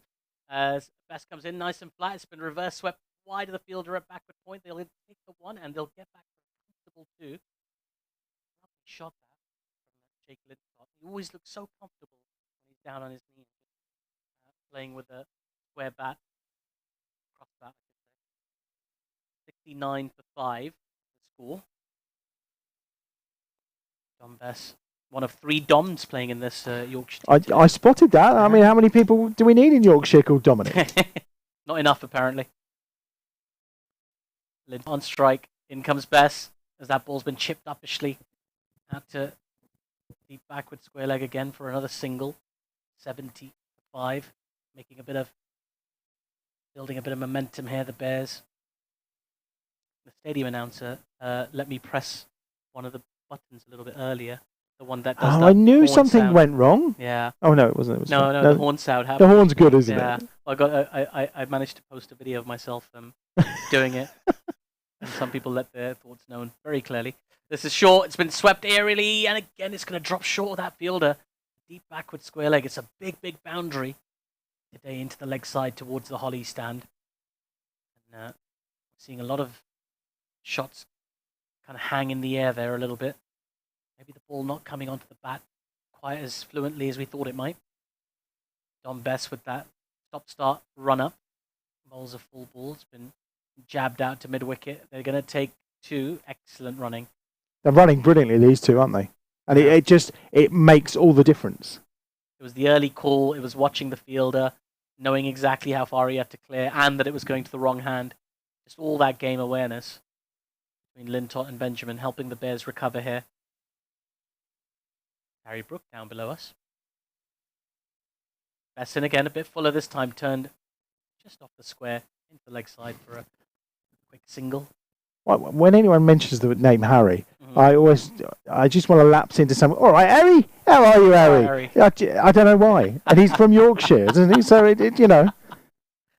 Oh, Adam Bridge, you're one of a kind, my friend. That's been said before. Dom Bess. Thankfully, is the phrase that usually follows it. Big swing into the leg side by Benjamin. He'll pick up a single to squarish set mid-wicket. That'll complete another good over for the Bears. 75 for 5. That gambit of pushing Lintott up the order above Carlos Brathwaite. So far, I'm going to say, Adam, paying off. Yeah, 8 off the over. It's not a bad. Not a bad. The thing is, they're not doing it through masses of boundaries, are they? They are doing it from clever running. They're finding gaps. They're turning 1s into 2s. Yeah. And again, you obviously weren't here for the Notts game, and I know, being a cricket purist as you are, of course, I'm intrigued to know what you made of Carlos Benjamin's decision Carlos Brathwaite's decision to retire himself out to allow better running between the wickets and someone who could maybe play the spinner a bit better? It was a fascinating sequence of play, and it's been shared around the world on social media. As Willie is back into the attack, and that ball's been pushed just wide of him. He fumbles, but they don't take the single. David Willie's been excellent so far today. 2.1 overs, 1 for 13. Yeah, I mean, tactical retirements. You get we saw a really, really high-profile one in the IPL a little bit earlier this year, and now we're seeing this creep into the blast. What, 2 in the same game? I mean, that's I don't think most people were ready for that. In comes Willie again, once more back of a length, and can't get it away. Benjamin, another dot ball. I would say had Carlos Brathwaite not done it, then I don't think Samit Patel would have done it. But I think at that point it was like, well, it's fair game then. Let's go. He is very competitive as Samit. I can imagine him thinking, well, we couldn't work out. Me and Nathan was on the start. We were sat here and we couldn't actually work out. Was he hurt something? Is he injured? He's just walking off. It was quite a remarkable sequence of events. As in comes Willie, this time the ball's been pulled up in the air. Has he picked out the fielder at mid-wicket? He has! Chris Benjamin, what have you done? It was another short ball, not quite the same as the one Leach was bowling. A little bit fuller. He was looking to execute that pull shot into the family stand again, but this time, not clearing the distance. It was an easy catch in the end on the boundary, and the Bears lost their 6th wicket now, and it's a big, big wicket. Chris Benjamin has been batting so well this season. Looked like he was starting to find a bit of fluency out in the middle. He has to go for 26. He did. He struck it very nicely. It was Jonathan Tattersall taking the catch on the boundary rope. And now we see the arrival of Carlos Brathwaite. And what are we in the 12th over? So again, plenty of time here for Carlos to do his thing. But 6 wickets down. Problems for the Bears, 75 for 6. Yes, indeed. Carlos is going to have to play a slightly un-Carlos-like innings. Of course, he won the toss a little bit earlier and elected to bat. And we knew that the Yorkshire team have a battery of world-class bowlers in their midst. Not least David Willey, who now is 2 for 13 from his 2.3 overs. And he comes now to Carlos Brathwaite. He bowls a short ball to start with. And Carlos just defends it down by his left-hand side for no run. 75 for 6 after 11.4 overs. I mean, if you want to bowl an effective short ball at Carlos Brathwaite, it has to be a long way short. Yeah. I mean, you kind of need to make it bounce near your own feet, don't you? Yeah, I think so. He's a giant of a man. In comes Willie, another short ball, guided quite comfortably off the back foot by Carlos Brathwaite. Can't beat the fielder at point. It was Adil Rashid. Terrific over this from David Willey, on course to be a wicket maiden here. Sneaking one through, as they say. Yeah. I mean, if you can sneak through a wicket maiden, I think, at taking out a form batter, you'll be pretty pleased. In comes David Willey. This is another slightly fuller length this time. And pushed to extra cover, and they run through for a quick single, so it won't be a wicket maiden. And Carlos Brathwaite off the mark as well. 76 for 6 after 12 overs. Bears try and rebuild all over again.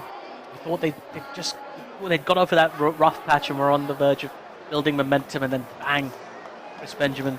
I mean, can you critique the shot? Well, I don't think there's much wrong with the shot, to be fair, was it? I mean, the ball was there to be hit. He just didn't get enough of it. In the same way, I found it hard to critique and be, critical of Jacob Bethel. You saw what he was trying to do. Yeah. He just didn't execute the shot well enough. Yeah. Well, these are the things that happen in the game of cricket.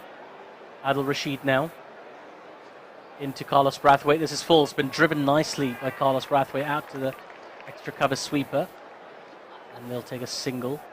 I mean, at some point the thought's going to go through the head. We've only got 4 wickets left. We've got 8 overs to go. Yeah. We have to bat out our 20 overs. And obviously having Carlos in the middle right now to make sure that happens is probably the best thing that can happen. Indeed. Rashid, and again, lots of flight this time, and just beats that forward prod from Lintott. He just pushed forward at one, and he was there way too quickly, wasn't it? Rashid just held back the flight, just slowed the delivery down so much. Maybe looking for the wrong in there, but it was the conventional leg break. Yeah, he did for him there. Rashid, and again, lots of flight once more, sweep shot attempted. And in the end, I don't know how Jake's done it, but he's managed to get this out to mid-wicket. Or a single. I think either way, he'll just be pleased to be down at the non-strikers for a minute. It's almost though it's just dawned on Adil, actually, while I'm bowling to Lintott, I can just loop it a little bit and don't need to fire it in quite so much. And immediately, the first two, Lintott's just looked tentative and uncertain. Indeed. There's Brathwaite back on strike now. In comes Rashid. Again, lots of flight. Alice Brathwaite, well forward. Half smothering that with a straight bat. I didn't get a chance to have a good look at the wicket today. Did you get a chance to have a look and see? I mean, it's the hybrid, so we don't expect too much deterioration, but just feels a bit slower. I didn't have a look at it, but Ollie Hannon Dolby did. And he'll be with you very shortly as that one goes down the leg side. A rare loose delivery from Adil Rashid, and it's going to cost him, I think, 3 wides in the end. Won't wait to see what the umpire signal is. It is indeed wide, so that'll be the wide that will be given, and the 2 that they get for running. They'll take them any way they come right now. The Bears, especially of Rashid and David Willey, have really made life difficult. Brathwaite on strike. In comes Adil Rashid, lots of flight, pushed wide of the fielder, extra cover, just gets past him. He's down to long off, and another single to the score, 82 for 6. Whistling through these overs as well by the Vikings.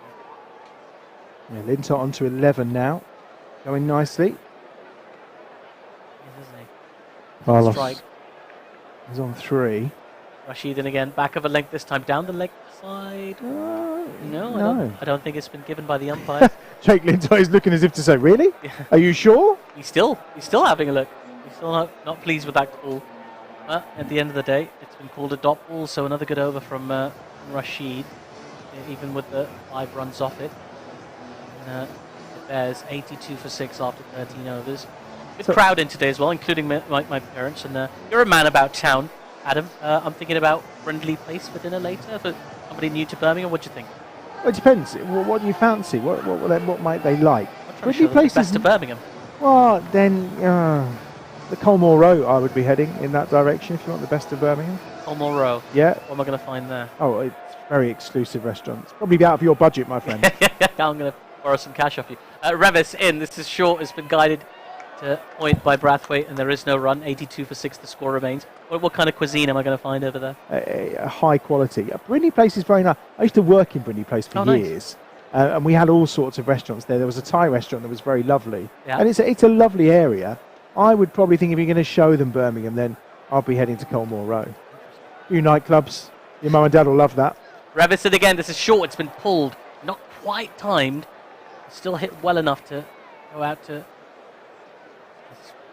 sort of mid-wicket. A squarish mid-wicket fielder for a single.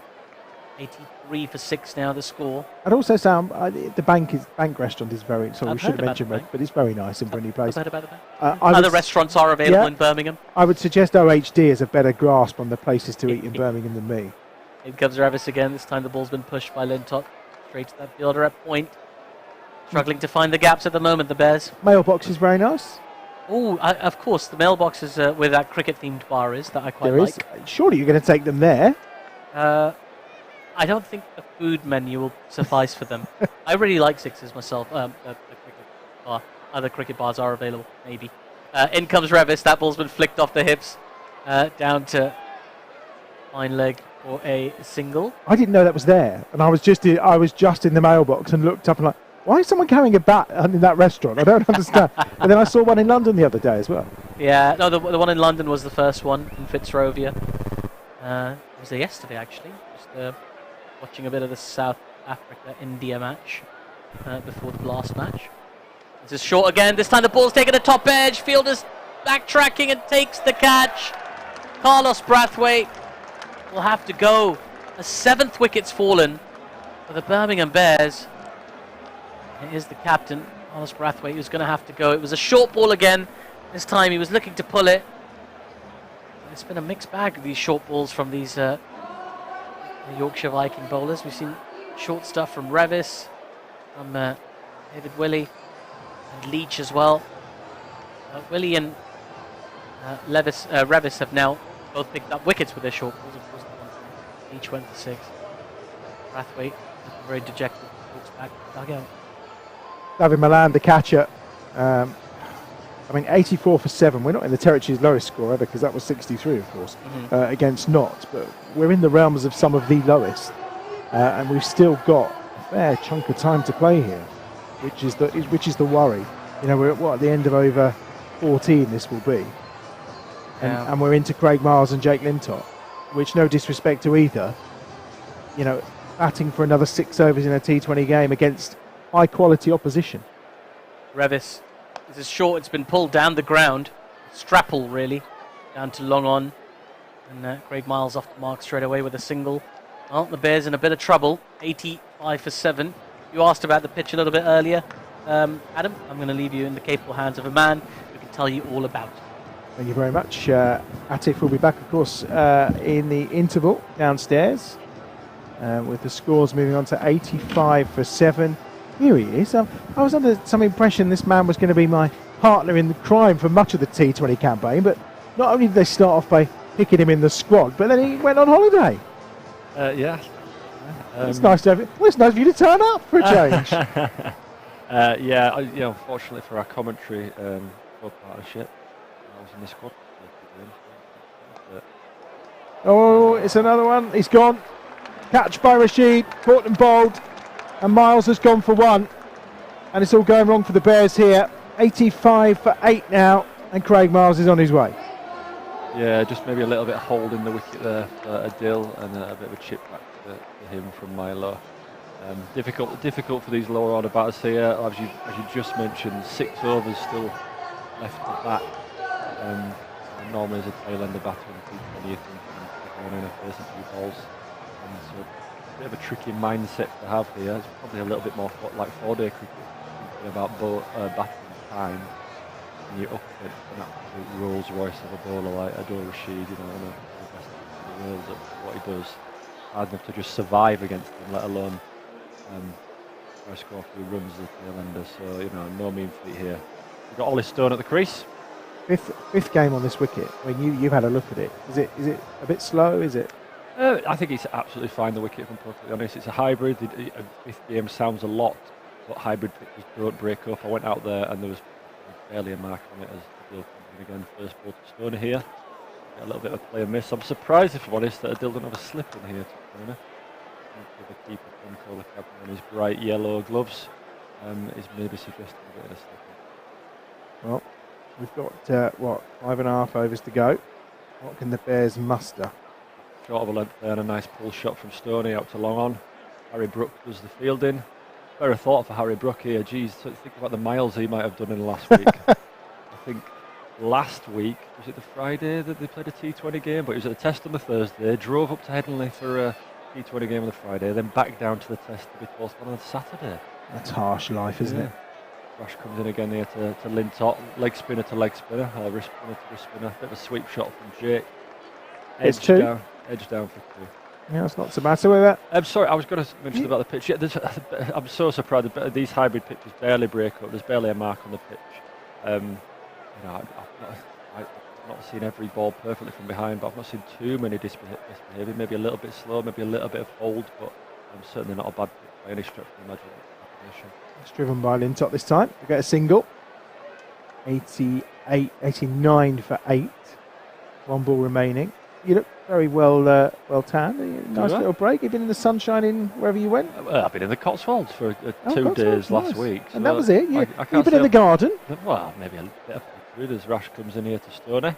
You look very healthy. Lovely flick from Stoney there, and I like that Stoney's trying to push for 2.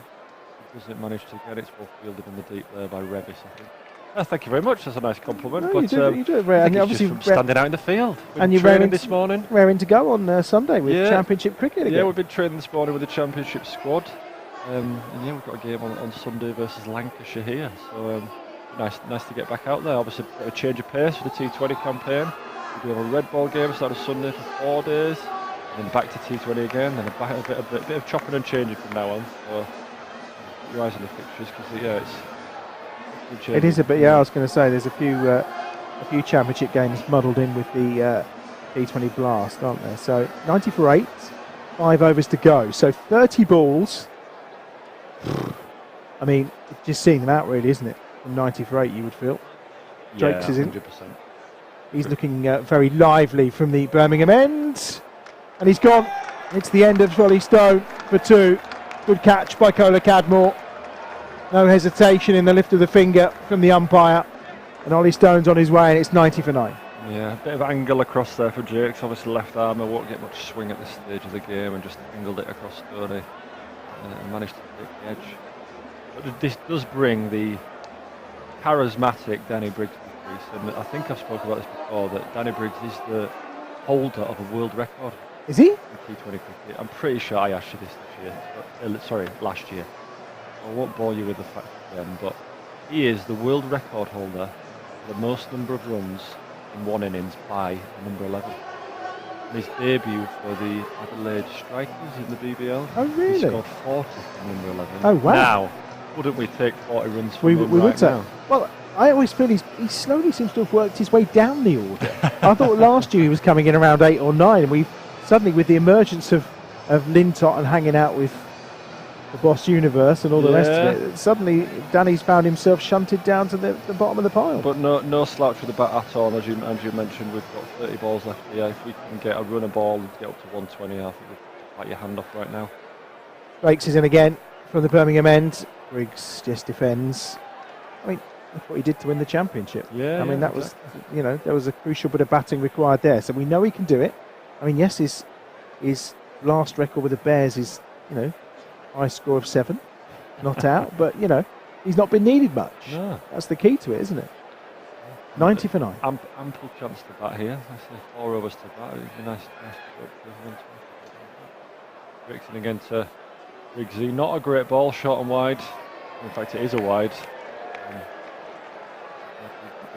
Missing out a little bit on the shot there, but we'll take the wide. We'll take what we can get at this stage. When you were in the squad, I was thinking, oh, hello. The old boy's back for T20. Old boy, thank you very much. I was sort of the next guy in, and then Stoney's come back from injury, which is fantastic. He's Stoney back. Breaks coming in again here to Briggsy.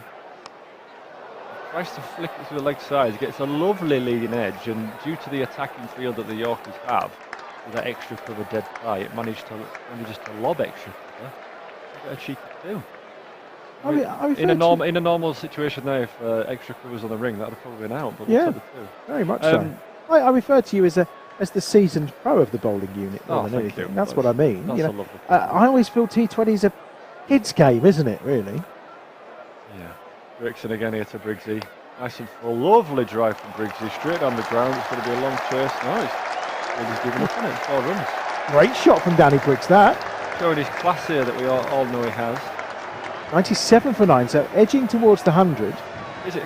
There's no way you possibly know the answer. But what is the most amount of Dominic that have featured in one game of cricket? It's got to be here today, hasn't it? Really, I can't think of any others. Dom Bess, we haven't seen ball yet. Yes, we have. 1 over. Oh, have we? Sorry. In again. Drake's and a sneaky single. They're running well, these two as well. I think 3's the most. Leach. There can't be another, can there? Well, and if we'd have been playing Dom Sibley, well, I mean, is there 11 professional cricketers all called Dom? Could you name a Dom 11? That was a great question, isn't it? If you're really bored and have got nothing else going on in your life. This is the type of stuff you do during rain break. Oh, is it? And Drake's running again here to Lintott with leg side out. He's lively, isn't he, Drake's? And he's beaten Lintott. No wide this time to save him. That's the end of the over, and it's 98 for 9.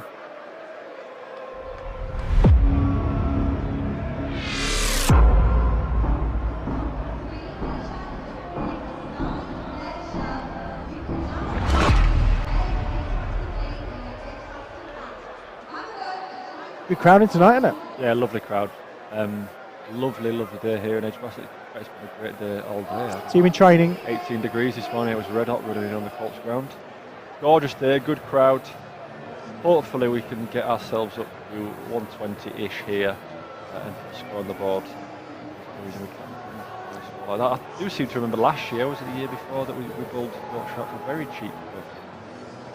So, we've got good history bowling out Yorkshire cheap. So I knew you'd be here for the Yorkshire game as well, just in case we beat them to rub it in. Here's Willie, and that's going to be a quick single. Quick run and shy. I think he'd have been all right anyway, actually, there Danny Briggs, he's moved on to 8. 99 for a nice high score for the Bears in T20 cricket. 8 off my balls. He's not messing about, is he? Yeah. Showing us how to do it. These spin twins here normally work in partnership with the ball, but if they have to work in partnership with the bat, we'll take that at this stage of the game, definitely. 23 wickets between them so far in the T20 competition this year with the ball, which is no great surprise. Jake trying to work that into leg side there, not quite getting it right, and just inside it onto his own shin there by looking at it, which is normally quite painful. I'll tell you what, if they can continue to see out the overs, they're going to be a little bit tight on time here. The cut-off is 7:47. It's already 7:42. You have to be starting the final over, don't you? There's a quick single there again. And that brings the 100 up, and you can hear the ironic cheers. Yeah, some brilliant cheers there from the Edgbaston crowd. Those in the best seats in the house are on their feet. Standing ovation from the seats in the house tent. The big U Bears goes out. 100 for 9 then. Lintott's on 18. No, 16. Nice side's going. Briggs is on 8. Willie again from the pavilion end. Lovely outside edge. If Yorkshire do not manage to bowl their overs in time, and they are penalised, I'm pretty sure that the punishment is to bring an extra fielder into the ring. Yeah. Which, I mean, if I'm totally honest, at this stage of the game, I'm not When sure you've we lost- want. when you've lost that many wickets, it's kind of. I'm not sure we want an extra man in the ring. You'd rather have the 5 runs. Yeah, I wouldn't you? think we'd rather have. Maybe you the should get extra to man out choose. to get more singles. Yeah. Maybe you As should Willie get to comes in choose. again here to Jake. Oh, he's bowled it. And that's the end of the innings. 101 for 9. Lintott goes for 16. Willie gets his 3rd wicket. 3 for 17 for him. And the Bears conclude on 101, which means Yorkshire will be chasing 102 for victory. Ollie Hannon-Dolby. Yeah, I mean, a fine delivery there to the end of the innings. Very, very good Yorker, right up in the block ball to get Jake out. 102 to win. I mean, it's not the score we wanted by any means, but it is a score. As I've said before, we've got a history of bowling the Yorkshire cheeks, so hopefully we can do something special here. We've seen how they've bowled on this pitch. There's no reason why the Bears with it.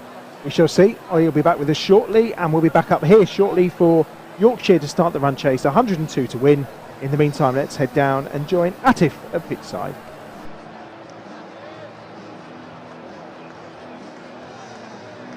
Well, there we have it. The Bears 101 all out. Marie, the disappointing effort with the bat. Having decided to bat one, winning the toss, you would have thought they wanted more than that. Yeah, I'm sure they'll be really disappointed with that. I'm pretty sure like a 150, 160 would be par on there, and obviously they'll be disappointed, but at least we got to 100 in the end. At one point it was looking a lot worse than that. There was a huge cheer in the crowd, wasn't there, for that 100 mark. Everything went off, the air horns, the music, the fireworks, everything. It is a low total. What are our chances of defending it? Well, at least it's a score to defend. I think we've seen here what good bowling can do. Yorkshire bowled a really heavy length and didn't give much width at all, so if the Bears bowlers put on a show like that, then you never know in T20 cricket. Yeah, absolutely. Now, let's break that innings down a little bit. 3 down very early. To be fair, I mean, Yorkshire, they do have world-class bowlers. We've seen them before, the likes of David Willey, Adil Rashid, even Drakes and like Revis, just fantastic bowlers all the way through. They had to know that it was going to be challenging up front.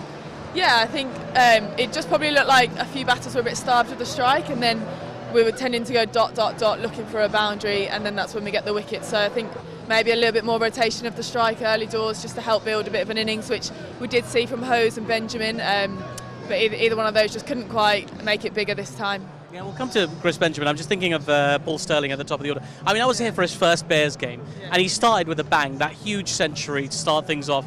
I mean, this Northampton's ex-team was shell-shocked. Where's it all? His season's kind of tailed off a little bit, a few disappointing runs in a row. I mean, what's going on mentally in the head there? What do you think?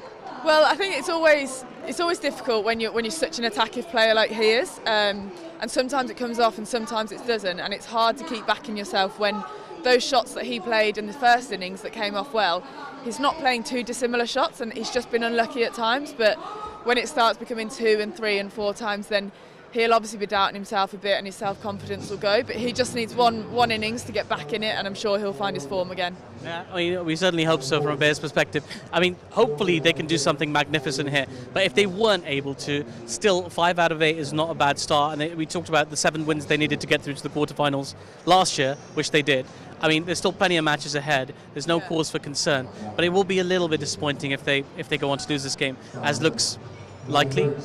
Yeah, I mean, hopefully they get over the line today. Like we said, they're in 3rd place at the minute in the table, which is a good spot to be in. Yorkshire are just below them as well, so that does help things as well. But yeah, it probably will just put a little bit of extra pressure on the back end of the games and the competitions, which you don't always want, but sometimes can help you in the long run. Chris Benjamin, I was watching him on commentary a little bit earlier. I thought, okay, this is it. He's going to go big. He had played that incredible shot over there into the Selco family stand, like 6 rows in. And he tried to play the same shot a little bit later off David Willey, who obviously pulled his length back a bit. The short ball on a hybrid pitch feels like it can go either way.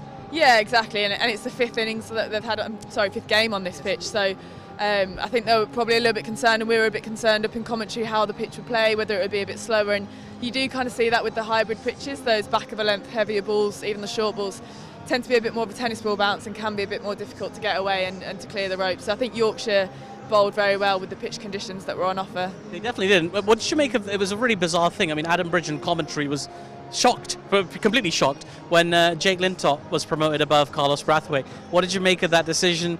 Is it just a case of accumulating, playing a few less overs towards the end? What are we thinking? Yeah, I'm not really sure about that. Potentially something to do with the leg spinner on. Obviously, Rash still had quite a few overs left. And obviously we saw last week that Carlos didn't quite fancy facing a leg spinner, so maybe that's had something to do with it, and Jake might have fancied taking on that role a little bit earlier. So I guess we never know. That's one of the things from sat on the sides, and we won't quite know that, but at least they're trying to do something and trying to win the game, and not being reactive. They're trying to be proactive with it. Absolutely, the dynamism is very appreciated.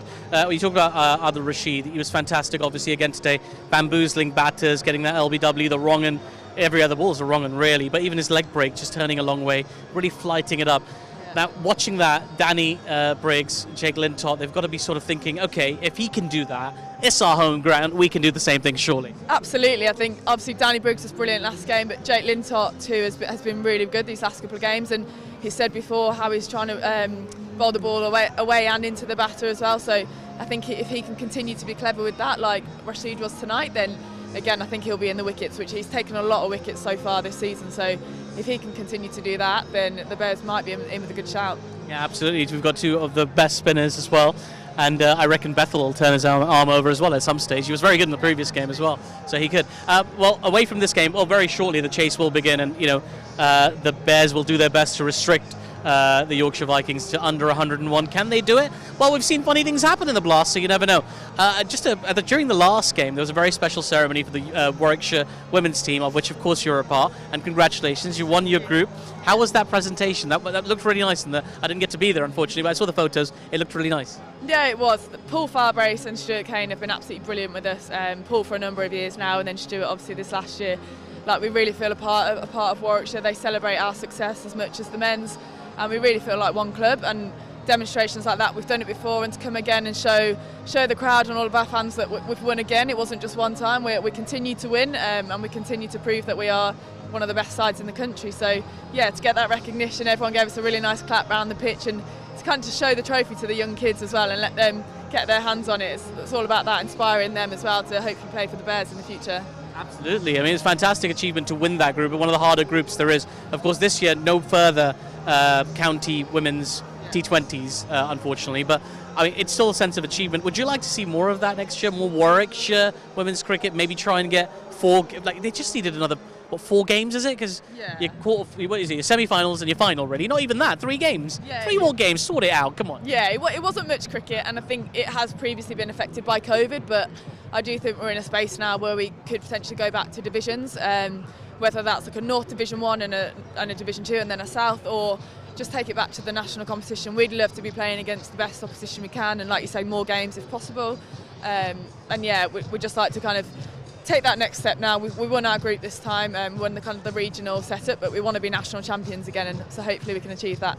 Well, we wish you the very best. Certainly when you're wearing a Warwickshire jersey. I'm not too sure when you're wearing a Trent Rockets one a little bit later when you'll come up against the Birmingham team. Is that weird, representing Warwickshire in one competition and then playing against them in another? Yeah, I think it will be strange, and obviously not having Edgbaston as my home ground, so that will be a bit weird. But I've also moved to Lightning Cricket, where we play at Trent Bridge a lot, so Trent Bridge also feels like a new home for me now. And I guess it's franchise cricket. It's the way it's going, isn't it? Obviously, I'll be a Bear at heart forever, but I'll try and do my best for Trent Rockets as well. A Bear at heart forever. I love that. Marie, thank you so much for your time. I'll let you shoot off. I know you've got to do some commentary. Listen, it's not impossible. The Bears can do this. 101 is what they have to defend. It's a top-class batting attack that they're coming up against, but we've got some top-class bowlers. Come on, you Bears. Thanks, Atif.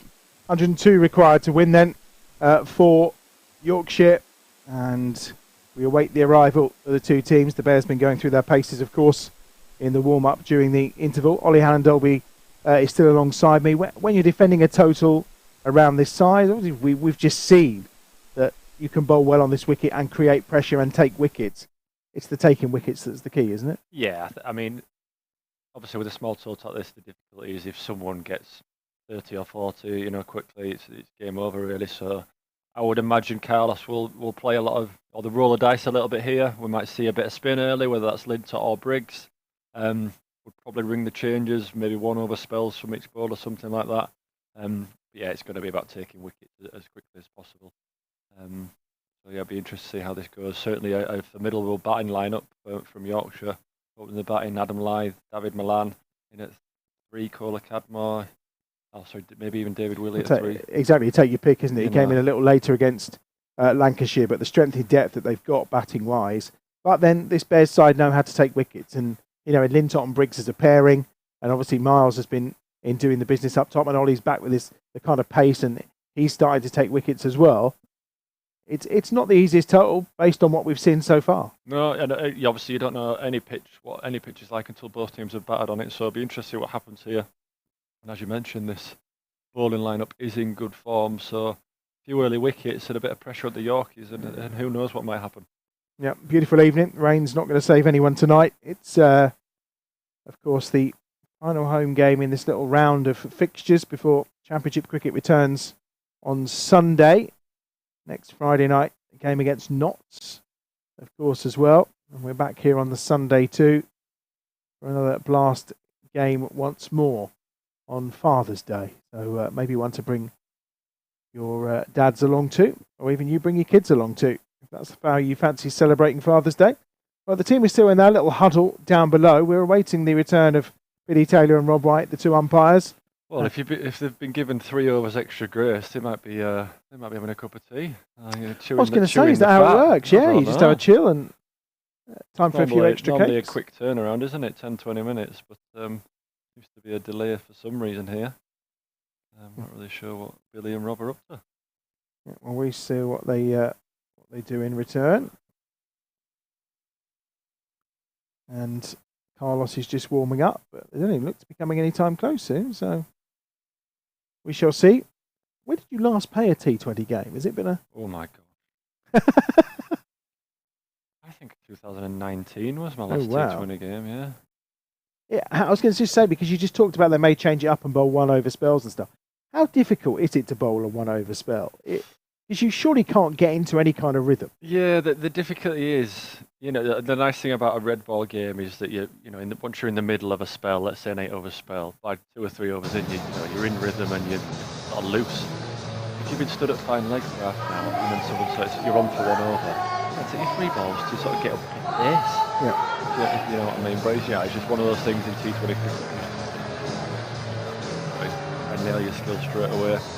Big crowd in, good evening, the adrenaline will be pumping to these lads, so I'm sure there'll be no issues about that whatsoever. Adam Lyth and David Milan. David Milan, of course, for a while was rated the best T20 player in the world. He will open with Lyth, who of course has in the past performed very well in the longer form of the game. But he can certainly All runs in the shorter form too. Yeah, Liddy's been for almost the order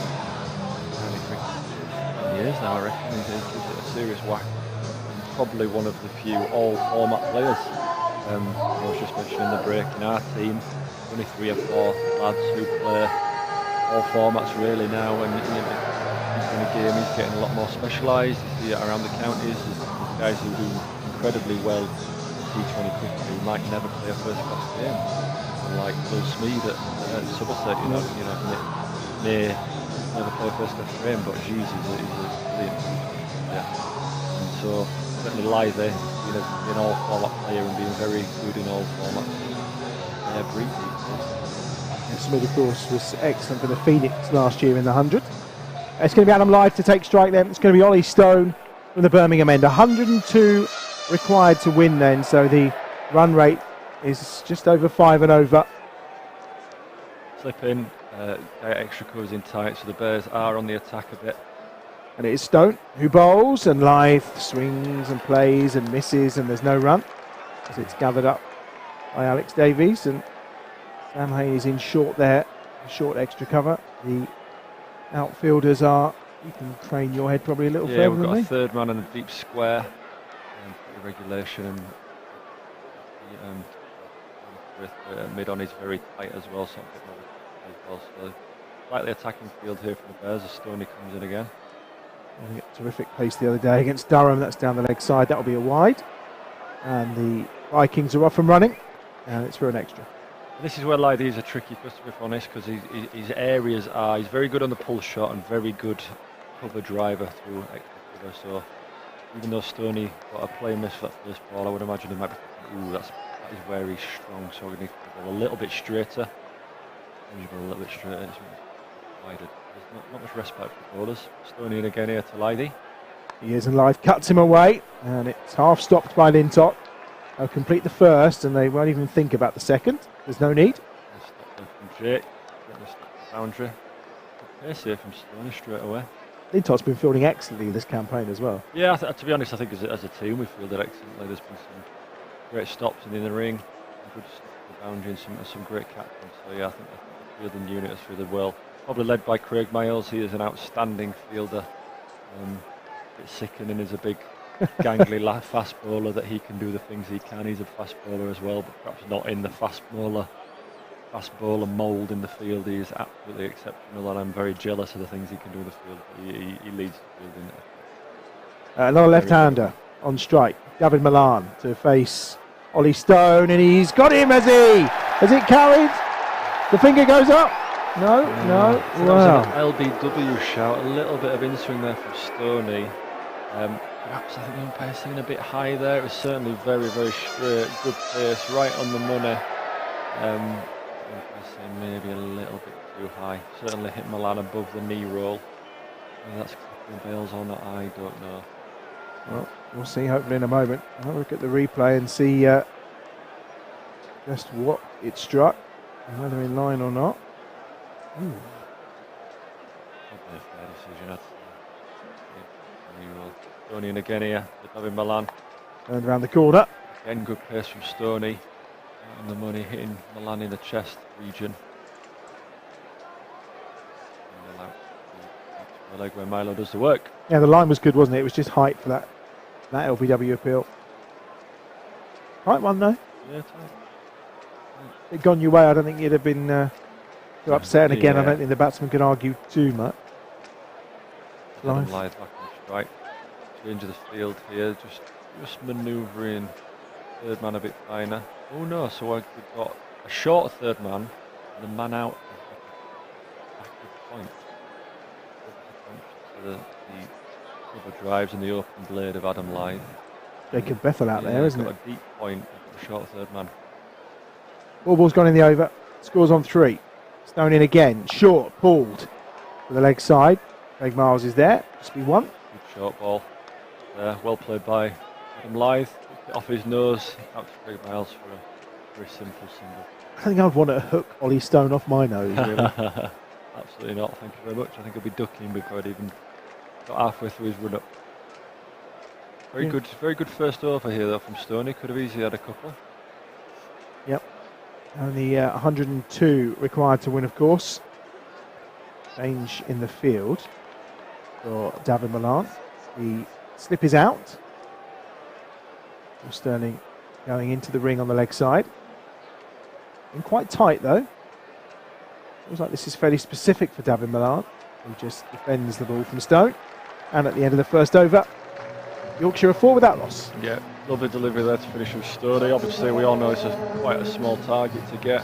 Last thing you want is the first over or one of the few overs going for 10, 12 runs.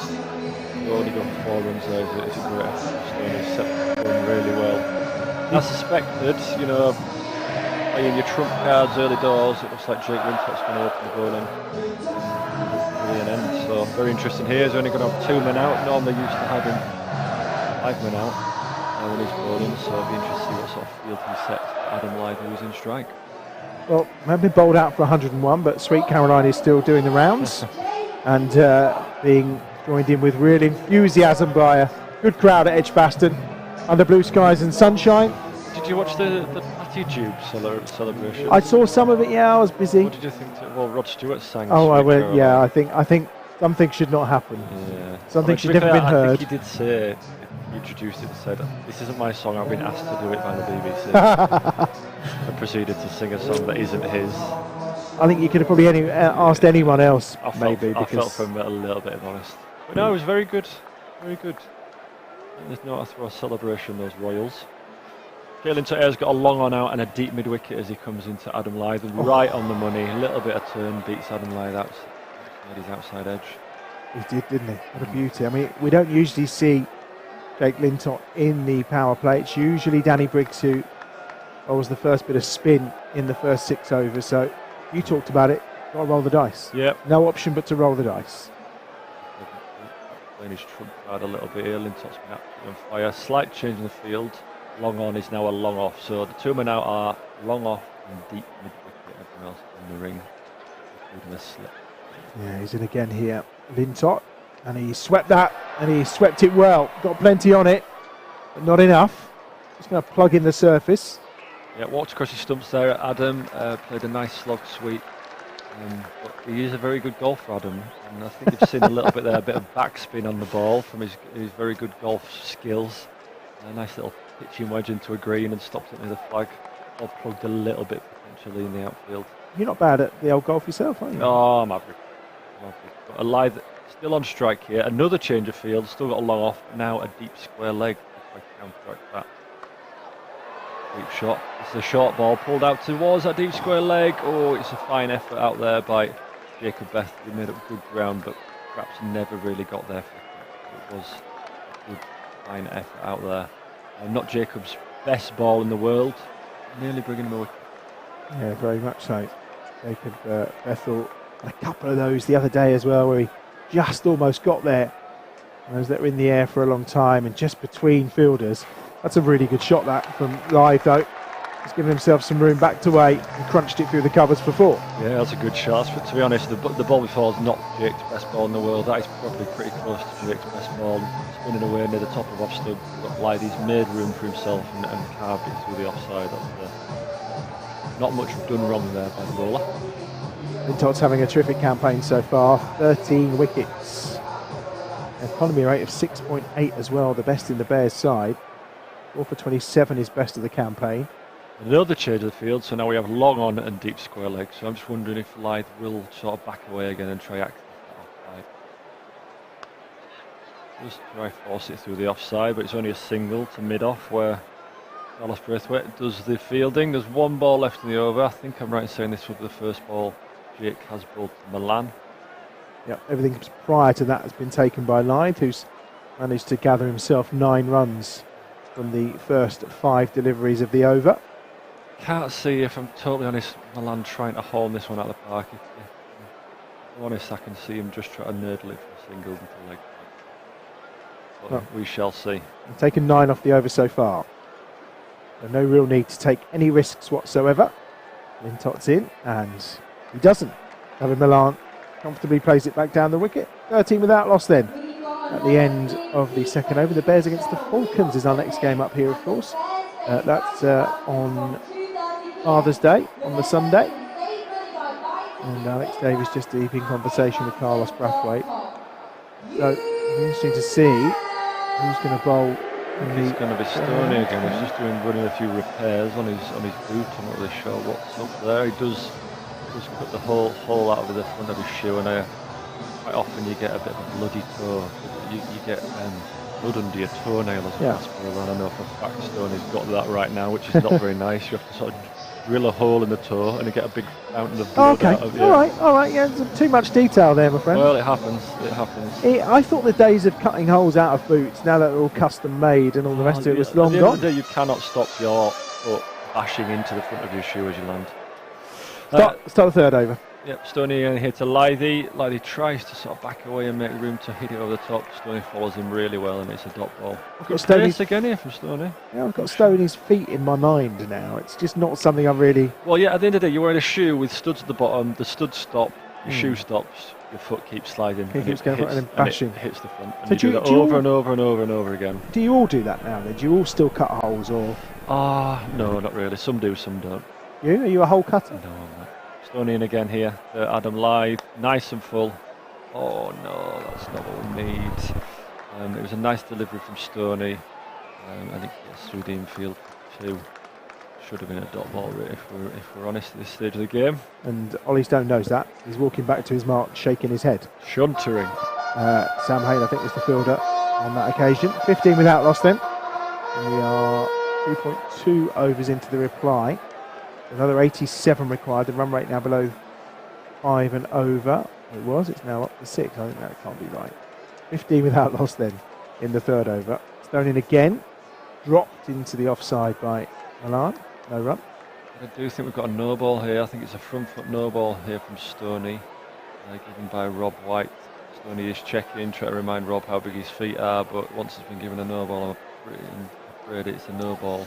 No ball, free hit. The next delivery will be a free hit. Mr. Adam Lythe has a free swing at this one. Yeah, he does. Opportunity here to make the most of it. All about the ball here from Ollie Stone. So often now with his free hits, pressure's on the bowler, but they so often deliver. And this one hands into the pads of Adam Lythe, and they'll just get a single. And Lythe trying to make room for himself there. And Stoney following him really well, cramping him up the room. Nice delivery. Score moves on to 18. 18 without loss. Midway through the third over. Lythe on 14. Milan on 1. 84 more required for victory, of course. They are just behind the Bears in the table as things stand right now. Milan is only 1 off 4 balls, so if he can keep this strike, he'll be happy. Stoney again. Nice short ball. Given a wide there by the umpire. Looked kind of harsh to me. Yes, it's gone sort of past having Milan, past his right ear, but it's pretty close to leg stump if you ask me. I'm not. Stoney is chuntering. I'm not too sure there's much wrong with that.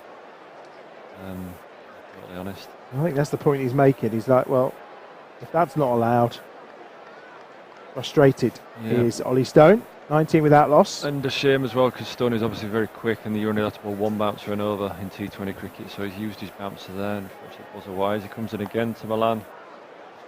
Off his hip for a single. I would imagine here Milan would be very happy to play second fiddle to Lythe. Lythe will play shot, probably much more proactive.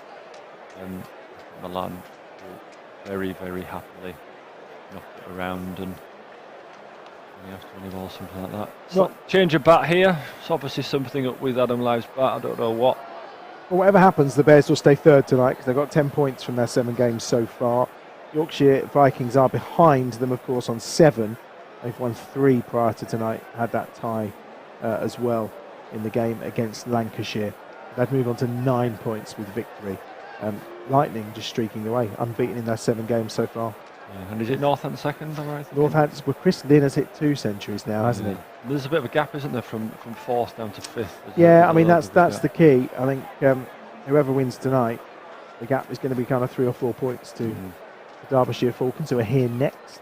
Going in again here to Lythe. Ball's a very good Yorker outside off stump, and it is a dot ball. And it was a good ball as well.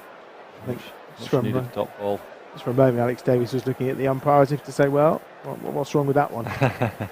Last ball to come of Stoney's second over, 20 without loss, the Bears. Another 82 required. A wicket would be very nice here, you know. Not a lot of runs to defend. The only way Bears are going to win this is to keep taking wickets, so sometime soon would be nice. Stoney flies in again. That's a nice cover drive there from Adam Lyth and well fielded by Adam Hose in the inner ring.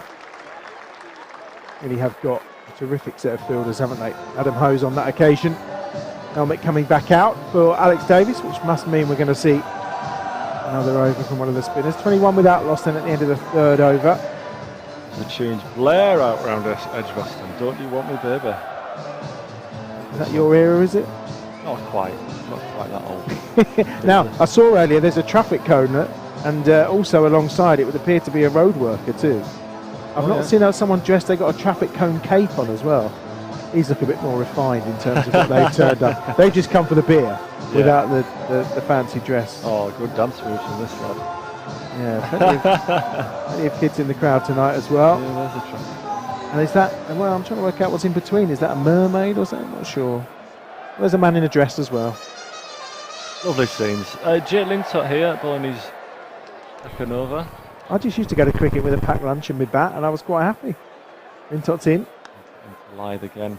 It's a dot ball. Lyth trying to work onto the offside. Fielders out are long off and deep square leg. Interesting to see how Lyth tries to counteract Lintott here. Still got a slip in, which I like. Attack and get a few wickets. Anyway, isn't it, at this point? Lyth cuts away. And there's no run. Adam Hose again. In tight. Well, they're not the best ball in the world from Jake, but got away with it. Nice dot. Need to build pressure here, really, don't they? A few dot balls to build a bit of pressure. A couple of dot balls normally do get a big shot, and those two dot balls have brought a change in the field. Long off has now gone to long on, so the fielders are long on and deep square leg. Be interested to see if Lyth tries to go over the offside here. Oh, almost played on. Jake, knowing what Lyth was likely to do there, Lyth tried to back away and hit it to the offside again. Jake bowls his googly, and Lyth nearly chops it onto the stump. So 3 dots in a row, very good here. Slight game within a game here, bit of pressure building. It'll be interesting to see how Lyth tries to counteract Jake. 81 more required. Fourth ball of the fourth over. Cut away, straight to the fielder, who's Bethel. No run. Waltz will take this moment again. Perhaps not the best ball Jake's ever bowled in his life, but ball to Jake at extra cover is very nice. And top. With a terrific over so far. 9 off the first over. We've now seen 4 dot balls in a row. 21 without loss. And again, Lyth goes big on the leg side. Through mid wicket, 4 runs. Nice shot there from Lyth. Picking the length up really quickly and over deep mid wicket. Yeah, not much Jake can do about that. Pretty decent delivery, good shot. As a batter, after 4 dot balls, you're thinking, I need to do something, aren't you, in T20? Well, it's such a small total, but perhaps he might, he might just be a single there. But yeah, free hit there for Adam. Yes, 4 dot balls is pressure, but not so much when you such a small total. Jake tries to finish this over, or at the unlucky ball outside off stump. It heads height through the covers. Unfortunately, doesn't pick out a fielder. Gets it through the covers for 4. Towards the Holly stand. Yeah, another good 4 from Adam Lyth, who moves on to 23 of the 29 so far that Yorkshire have amassed in their opening 4 overs. The think tank there of Davis, Brathwaite and Briggsy having a conflab about who's probably going to bowl this next ball from the city end, and it looks like it's going to be Danny Briggs. Double spin in the power play then. Lintott already gone through 2 overs, of course, and Briggs now from the Birmingham end. And again, it's wicket taking players that he wants. Yeah, rigging the changes here, try to get wickets really. There's absolutely no reason why Carl shouldn't be just trying to buy a few wickets.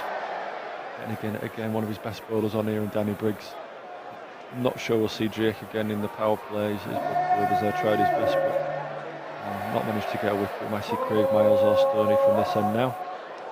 Going to be Milan to face though. Briggs from the Birmingham end. Round the wicket, so he's got a deep square leg out and a deep mid wicket. So look the ball straight as he can here to Milan. And sneaks it down the leg side for wide. Danny Briggs with a eager appeal. I think hoping more than anything that he got a little tickle on it. Try to calm the umpire there. There's bringing him catching mid-wicket in here, so 2 guys out on the leg side for deep wicket and a deep square leg, but also a catching mid-wicket. Hopefully get a chip up here from Milan. As I said, I don't think Milan's trying to horn it quite as much as Lyther, so just try to work it around for singles. As he big there. slogs it out to leg side. Oh, it's just over Craig Miles before. Just as I say, he's bringing it around, he owns it over the top. Yeah, couldn't quite get to that. Far away from Craig Miles to his right-hand side, but just bounced inches inside the rope. No, and if Craig couldn't get there, I don't think anyone could in our side really. Milan joining Lyther here and being a bit more proactive. And Briggsy bowling as straight as he possibly can. And Milan works it into square leg for a single. Bears need some wickets here, no doubt about it. Yeah, 35 they've kind of sneaked up to, haven't they, without really taking too many risks and without too much effort. So 67 more required to win. Briggs from the Birmingham end. It's time to Lyther again. No run. Left field, same tactic here from Briggsy. Got a ball as straight as he possibly can, sort of darting into leg front, went around the wicket. 2 men out on the leg side, so you me out there. They're waiting for it. Comes it again. Reach from Lyther. And they find short, fine leg, and it's a nice fielding by Benjamin. 5 on 23, 35 without loss. Milan is on 7 deliveries. Live on strike for the 5th ball of Briggs' first over. It's going to be 1. Brave enough to take on the arm of Jacob Bethel. Well, I think I'm right in saying had an A-level exam this morning. Did he? Yeah, I think he's got 2 more left, I think. Business or something like that. But yeah, he had a business exam this morning over at the school. He got that done on the train and was here for about 3 o'clock. So busy world at the moment for his A-level exams and trying to play for Warwickshire. Short from Briggs, turning to the leg side. End of the 5th over, 37 without loss.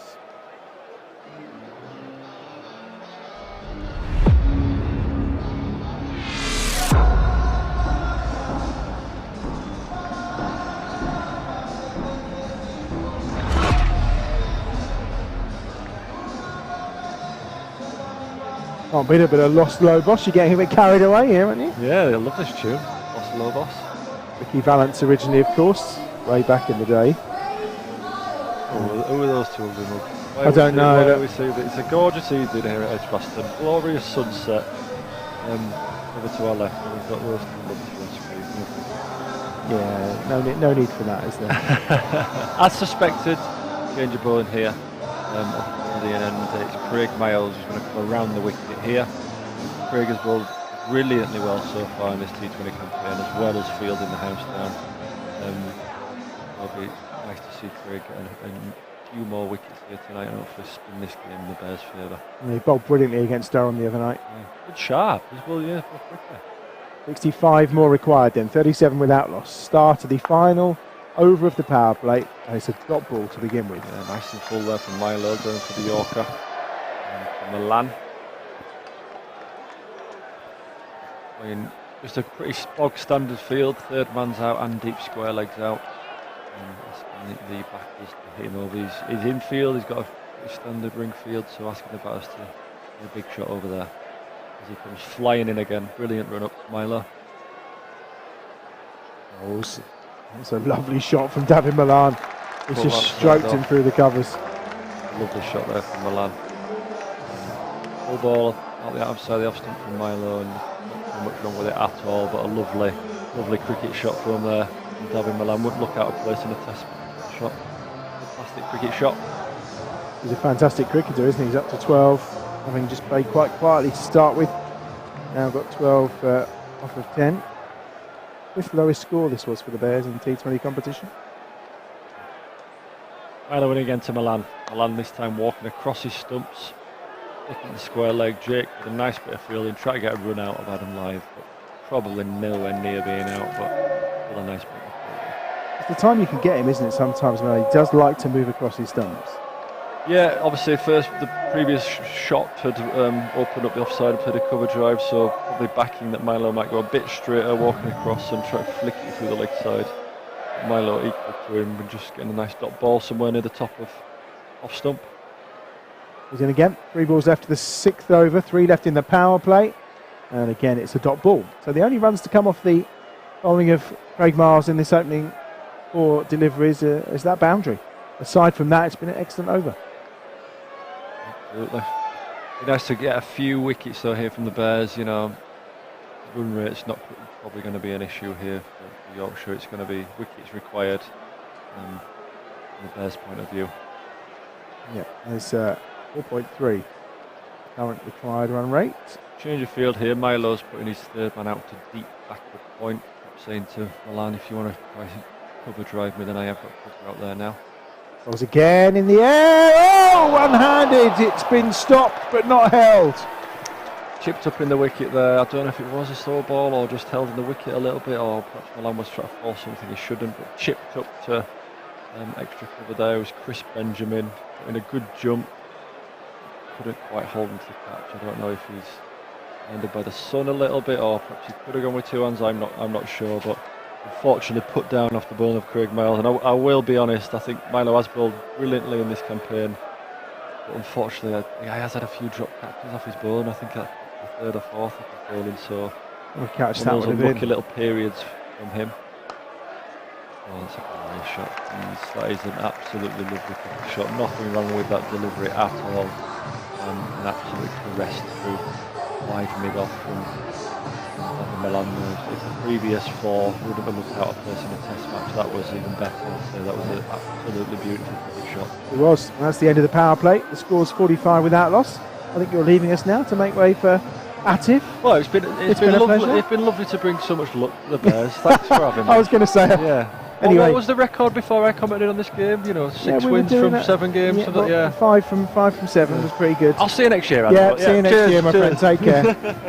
End of the power play, and 45 without loss then. So another 57 required for victory here for the Yorkshire Vikings. Atif's arrived. Yes, Adam. Let's see if we can get a few wickets now.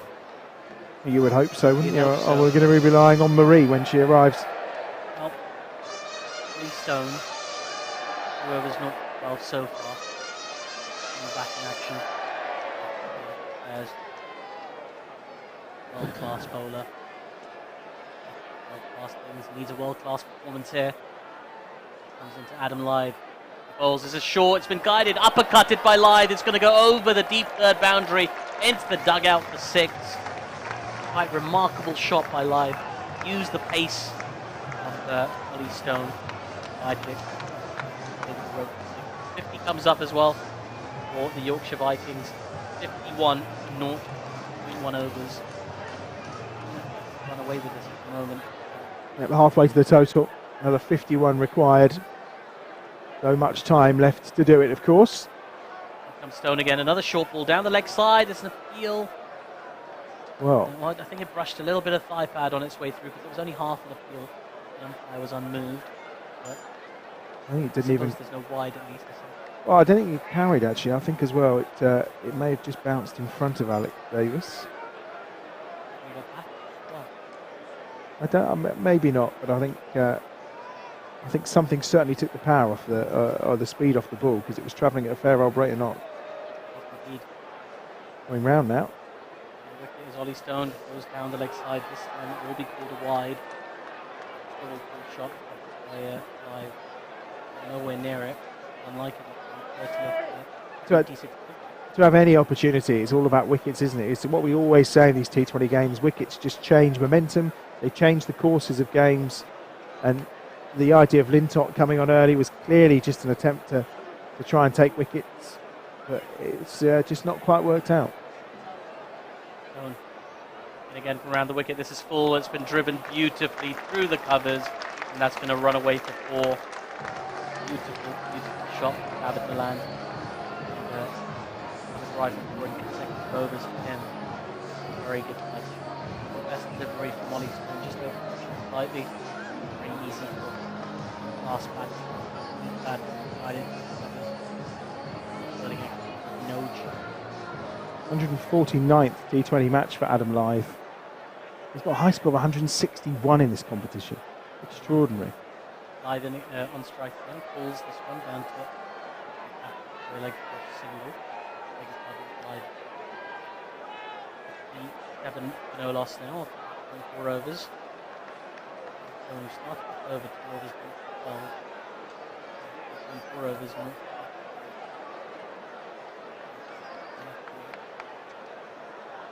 And Whitby is Adam Lyth. Highly sufficient. Really? Have you not been to Whitby? I've not been. Whereabouts in the country? In North Yorkshire. On the coast. Beautiful. Anywhere near back. It's not far from Scarborough. It's that kind of area. Well, he's done it again. Another short ball down the leg side.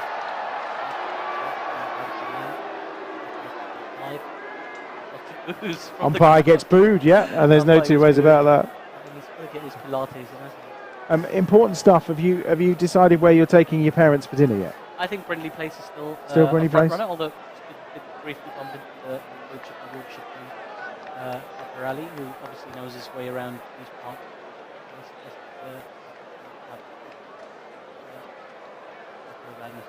Going in again, another short ball's been pulled nicely this time.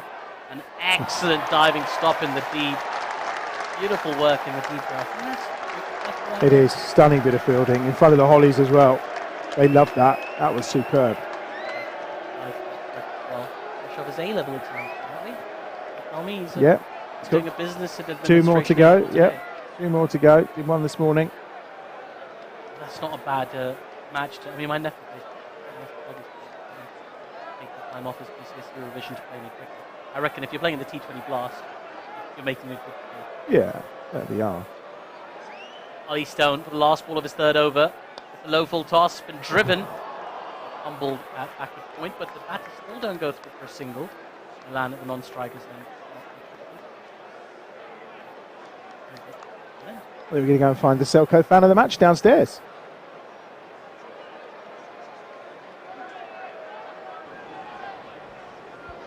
Hello Edgbaston, I am here with today's Selco Builders Warehouse fan of the match. Would you like to tell everyone your name? Ben. So this is Ben, he's today's fan of the match. And Ben, how old are you? 7. So Ben is 7 and him and his family have won tickets to go to Warwick Castle. Ben, can you tell everyone who your favourite player is? Carlos. Carlos, have we got any other Carlos Brathwaite fans in the house today? I think we do. Shall we finish with the U Bears? Are we ready? 3, 2, 1. U Bears!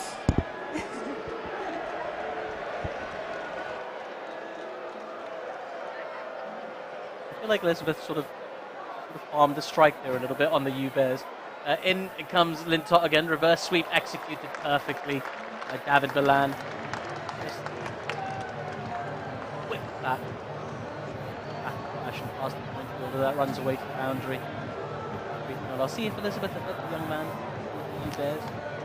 I don't think that reverse sweep would have happened. No, I think the problem was he was working in one-word answers, so she probably thought you and then bet. So if she did the U bet, he may well finish it off for her. That may be the theory, but listen, seeing young lads like that at cricket, just it warms the cockles of my heart. It's short from Lintott and pulled, and it might well run away to the boundary at mid-wicket. It will. Back-to-back boundaries for David Milan. Yorkshire threatening to run away with this game now. 67 for no loss after 2 overs. Previous delivery. A little bit of over-adjustment possibly from Jake Lintott there. Too short, overcomplicating. He's just desperately trying to take wickets here. Lintott, and again, lots of flight, driven beautifully. A half stopper, extra cover, does not take enough off the ball. It runs away to the boundary for another 4. 3 in a row here for David Milan. He's got no plans. Maybe he wants to play place as well tonight. 71 for no loss off 7.3 overs. There's in serious trouble here. He's on to 29 off 18. He was trundling along at 1 off about 7 at one point. Top. And again quickly, got the flight this time, but down the leg side. We pulled a wide. Get out of this over now. Is going after him. He can't get his line right. Doesn't know whether to put it full or short. I think, to be fair, at this point, we're all coming for dinner with you and your mum and dad because we're finishing early. Better length that time. Shows up leg side 8 single. 23 now then, so Milan on to 30, live on 35. And they've just effortlessly made their way to 73, haven't they? 29 more to win. The ball was making its way back to Jake Lintott. It ricochets off the stump. Yes, walking next 10 yards.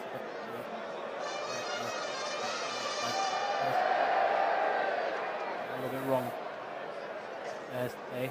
Lintott in once again. Lots of flight. Local toss of that. Driven way along the ground. Long on by live. No loss. One delivery comes 8 over.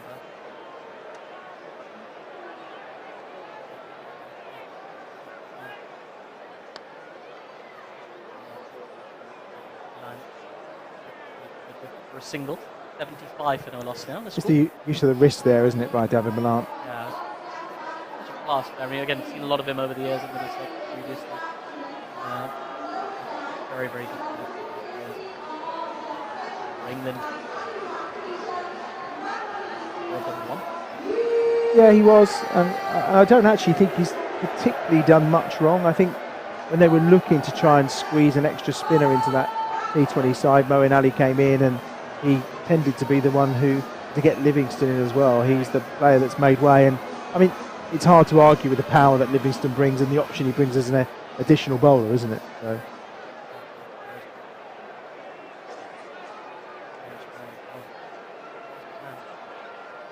As in comes Carlos Brathwaite for the first time in this innings. His first ball given out to cover sweeper for a single. Oh, I saw a really great quote the other day from, I think it's the co-owner at Port Vale. And there's just something about, when you lose. And she went, no, we don't lose. We win and we learn. And I'm intrigued to know what the Bears are going to learn after tonight. Because it's true, every defeat you have to take it and take something from it, don't you? Indeed.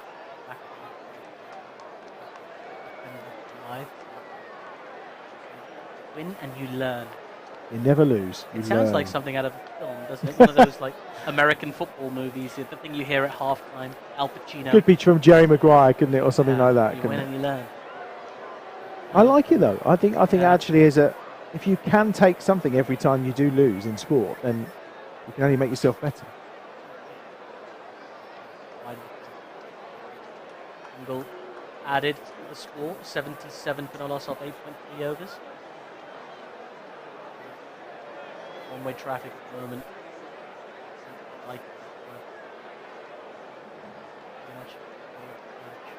I'm hoping the arrival of Marie in a few balls' time is going to, bring a clatter of wickets. One can hope, I suppose. In comes Brathwaite.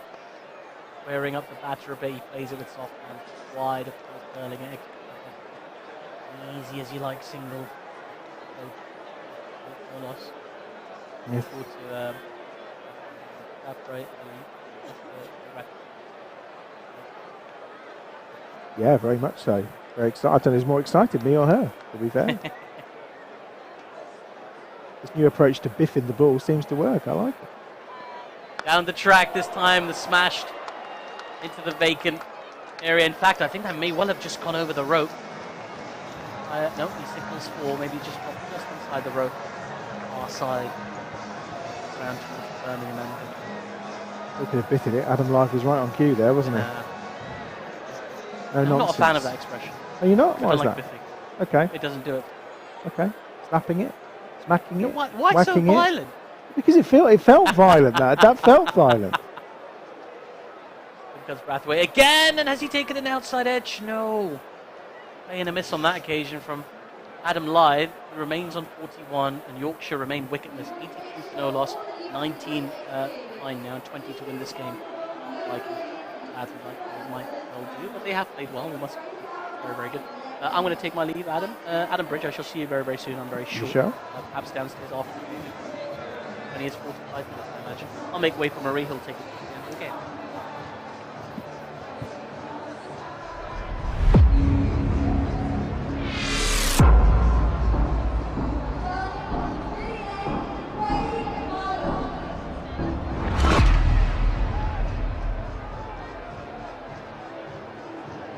will join Atif at the end of the game. 82 without loss then, 9 overs gone, 20 to win.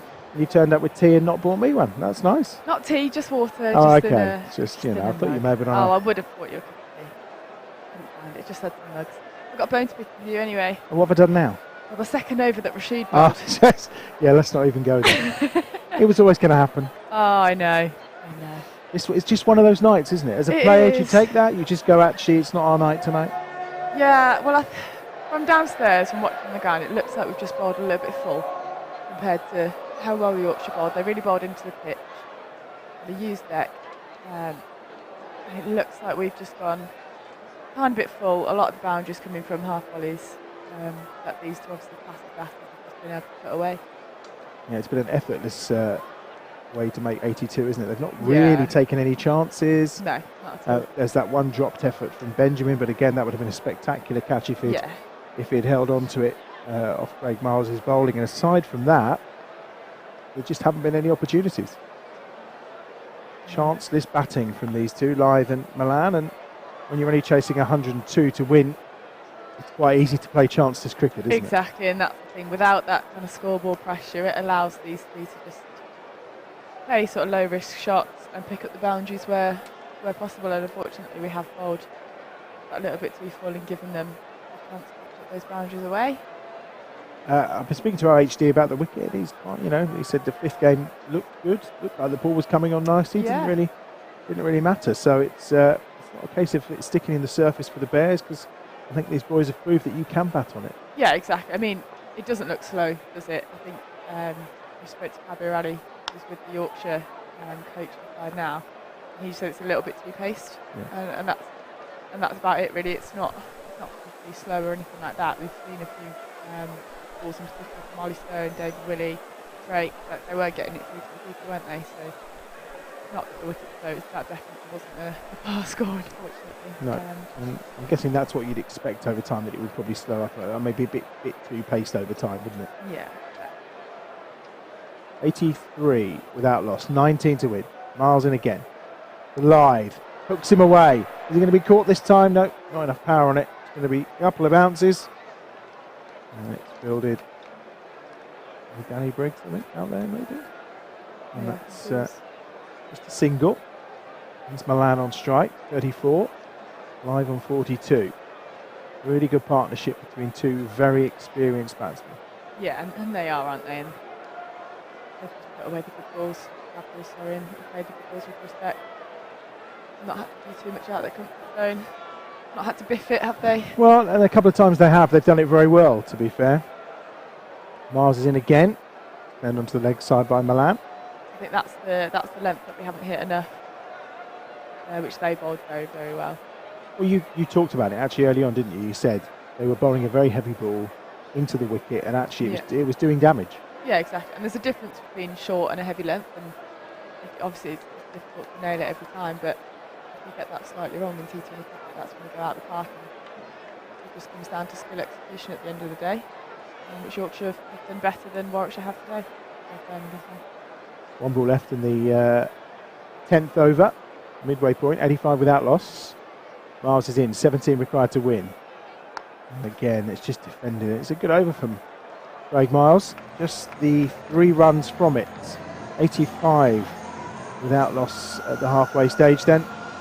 17 required, and we're going to assume defeat's coming, because it looks like it will. It's how they now have a break in T20 cricket, obviously, because they've got a 4-day game. So it's almost a chance to reset, and after a performance like this, a reset, some people would say, no, you want to get straight back out and play again.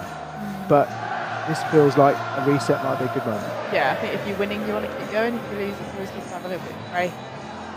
Reassess things. Obviously, they've played a lot this week on the road and stuff, so maybe a break's what's needed. It's quite an intense schedule, isn't it? It is, yeah. There's no two ways about that. It's very much game to game. Anyway, it's all panned out this time round. 17 required. And only struck on the pads. Yeah, I think a few people don't quite understand the intensity of it, and it's not the fact that it's just one T20 every couple of days. It's all the extra travelling, the extra training. That's what's full on. It's not just the match time. It's everything else around it, the time away from home, and everything else that builds up into it.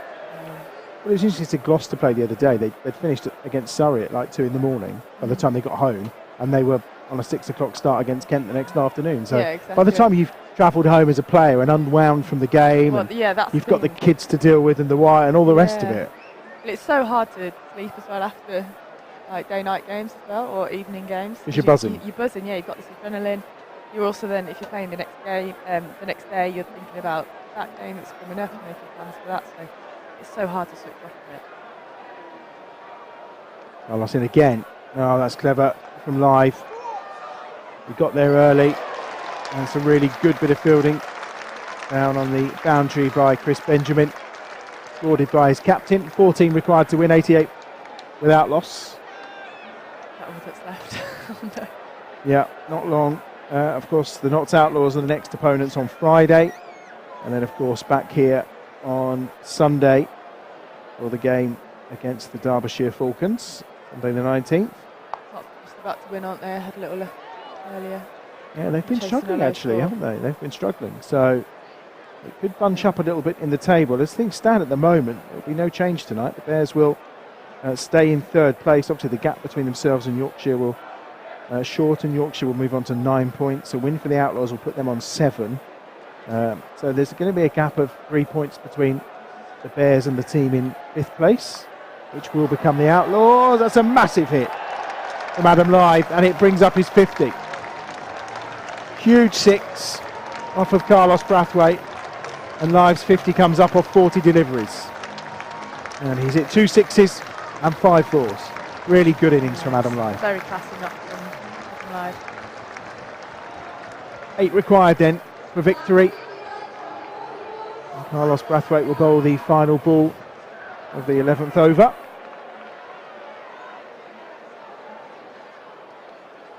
In comes Brathwaite, turned on the leg side. There's going to be no run. Thought we could be with the run out then. It'd be good to get a couple of wickets at least just to save some face here. Yeah, For the Bears. certainly would for confidence purposes, but not on that occasion. They tried it with Lintott opening as well, which was a roll of the dice just to see. Looks like we're going to see Alex Stern or Craig Miles is going to bowl, isn't it? Craig Yeah, Miles. Craig. Come back on.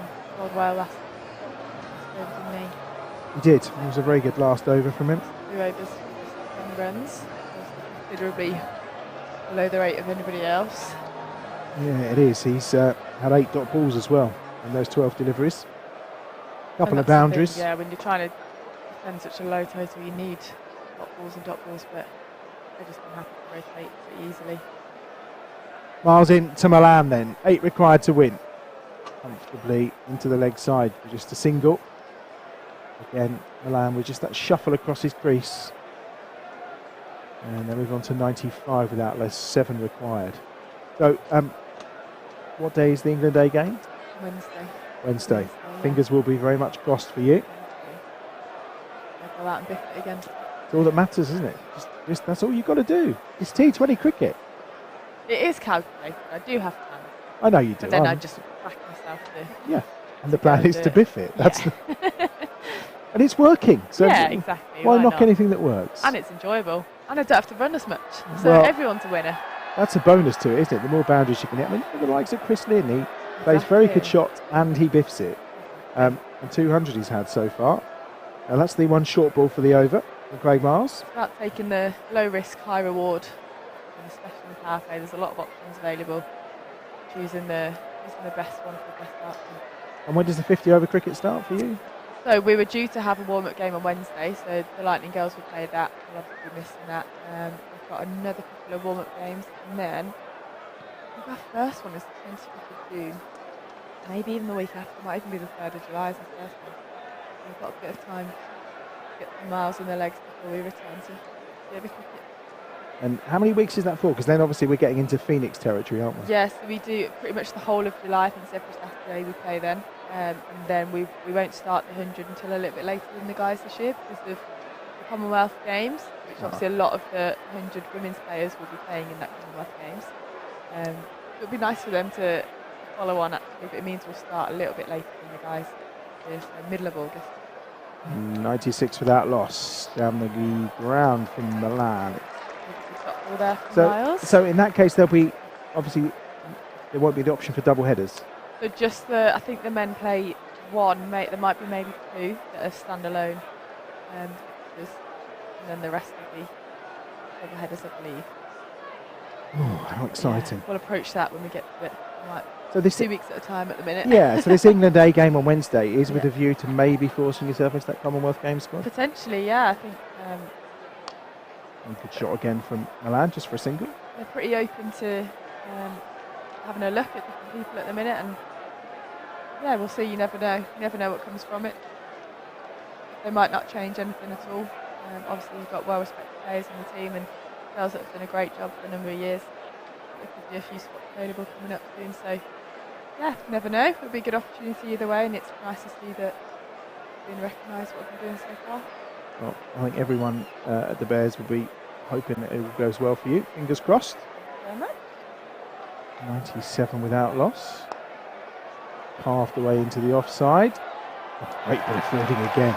2 or 3 times tonight. Jacob Bethel has been outstanding on that boundary rope with diving stops. They get 2 still, but again, only 4 off the over from Craig Miles. Great stuff from Bethel in front of the Hollies. And it's 99 without loss, 3 more required for victory. Who's going to be the unlucky person of all that? And it's going to be Carlos. Well, that's the role of the captain, isn't it? Take it on the chin and away you go. Yeah, hit roll on yourself. What a lovely view that is, look. You get, It's been brilliant, isn't it? It's a shame it's not been a tighter game for the crowd that are in. The moon is out, blue skies. It's almost the longest day, isn't it? There's been some beautiful skies. It's felt like proper cricket weather today, isn't it? It's been lovely. Friday evening, having a drink or socialisation with your friends. Here we go, 3 to win then. Milan just stabs that into the leg side, no run. That's well bowled. It's just we needed to bowl. Well, you kind of almost feel they're just sorting that out now and kind of worked it through. But again, that communication from the batsmen when they're coming off the field, going actually, it's this kind of length, but maybe they've just not executed those skills. Yeah, exactly. It's one thing having the right plan, but also, like, everyone's human at the end of the day. I know they're practices, but they can make mistakes too, and the difference now between getting the perfect length on that wicket and being slightly over pitch or slightly short, that margin for error is significantly reduced when you're playing against such great batsmen like these two, like Live and Milan. So yeah, that'll be where the Bears will pick up tonight. And obviously not having the runs to play with as well doesn't help. 99 without loss, 3 more runs to win. And again, Brathwaite bowls and fields off his own bowling. It's another dot ball. It feels like we're prolonging the agony here. Yeah. And now, and what's, as you say, is frustrating is we seem to have now sussed out just how we need to bowl on this wicket. Well, hey. Too much to do now, though. Yeah, too much, too little, too late, potentially. I wonder if any other bowlers can please do it over. Waiting again, Milan into the offside. They've grabbed 1 this time. He moves on to 38, Live on to 52 and on strike. Adam Live strikes me as the type of person, though, that will probably just go 1 hit here and we're done. So I'm just going to. Whereas David Milan's been quite, not going to say it, but David Milan's been playing for a red inker, I would say. Do you reckon? Yeah, very much so. Well, it always helps the average, doesn't it? It does, yeah. It's good for the average. Got to 38 off 33. He is, yeah. And there you go. Adam Live says, I'll do it in 1. And he does with a big 6, just shy of the Hollies. He called it. And that's the end. Adam Live with a big hit. And Yorkshire win by 10 wickets. And they've done it with 8.1 overs to spare. It's a really comfortable win for the Yorkshire Vikings. After a poor batting display from the Bears. All out for 101 in the end. And Yorkshire cruise home with 10 wickets to spare. He's in the Birmingham innings, of course. Only 3 players made double figures. Adam Hose with 20, Chris Benjamin with 26, and Jake Lintop with 16 in that total of 101. Didn't even bat their overs out. It's up to 16.5 overs. And in response, Adam Live finishes with 58, and David Milan on 38. And the Yorkshire Vikings win by 10 wickets, Marie Kelly. No, I'm actually a little bit disappointed. I just wanted to see Harry Buffalo bat as well. I've only ever seen him on the telly. I was quite looking forward to seeing how he goes about things in person. He's got a fast back. The Bears will be very disappointed with that, but I believe we still keep third place in the table, don't we? So. Yeah, certainly do. It means the Vikings will move on to 9 points, a point behind the Birmingham Bears, with Lancashire and Northants still leading the table up above. A disappointing night for a Friday night under the lights at Edgbaston, but we go again next Friday, away at the Notts Outlaws, of course, and back here again on the Sunday, Father's Day, against the Derbyshire Falcons. Someone saving the electricity. The lights are off already. Marie, good luck for your England Day encounter. Well. Yes, Friday, the Notts Outlaws, can't wait. And in the meantime, we're going to head downstairs and join Atif.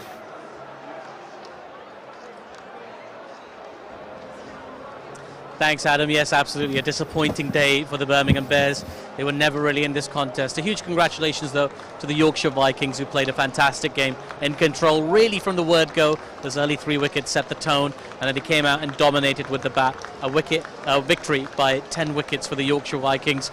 Join us again here at the Edgbaston for the Birmingham Bears' next game, a week on Sunday against the Derbyshire Falcons on the 19th of June. We'll be back, and hopefully we'll get a better result for the Bears then. To all of you, from all of us here at Edgbaston today, good night, everybody.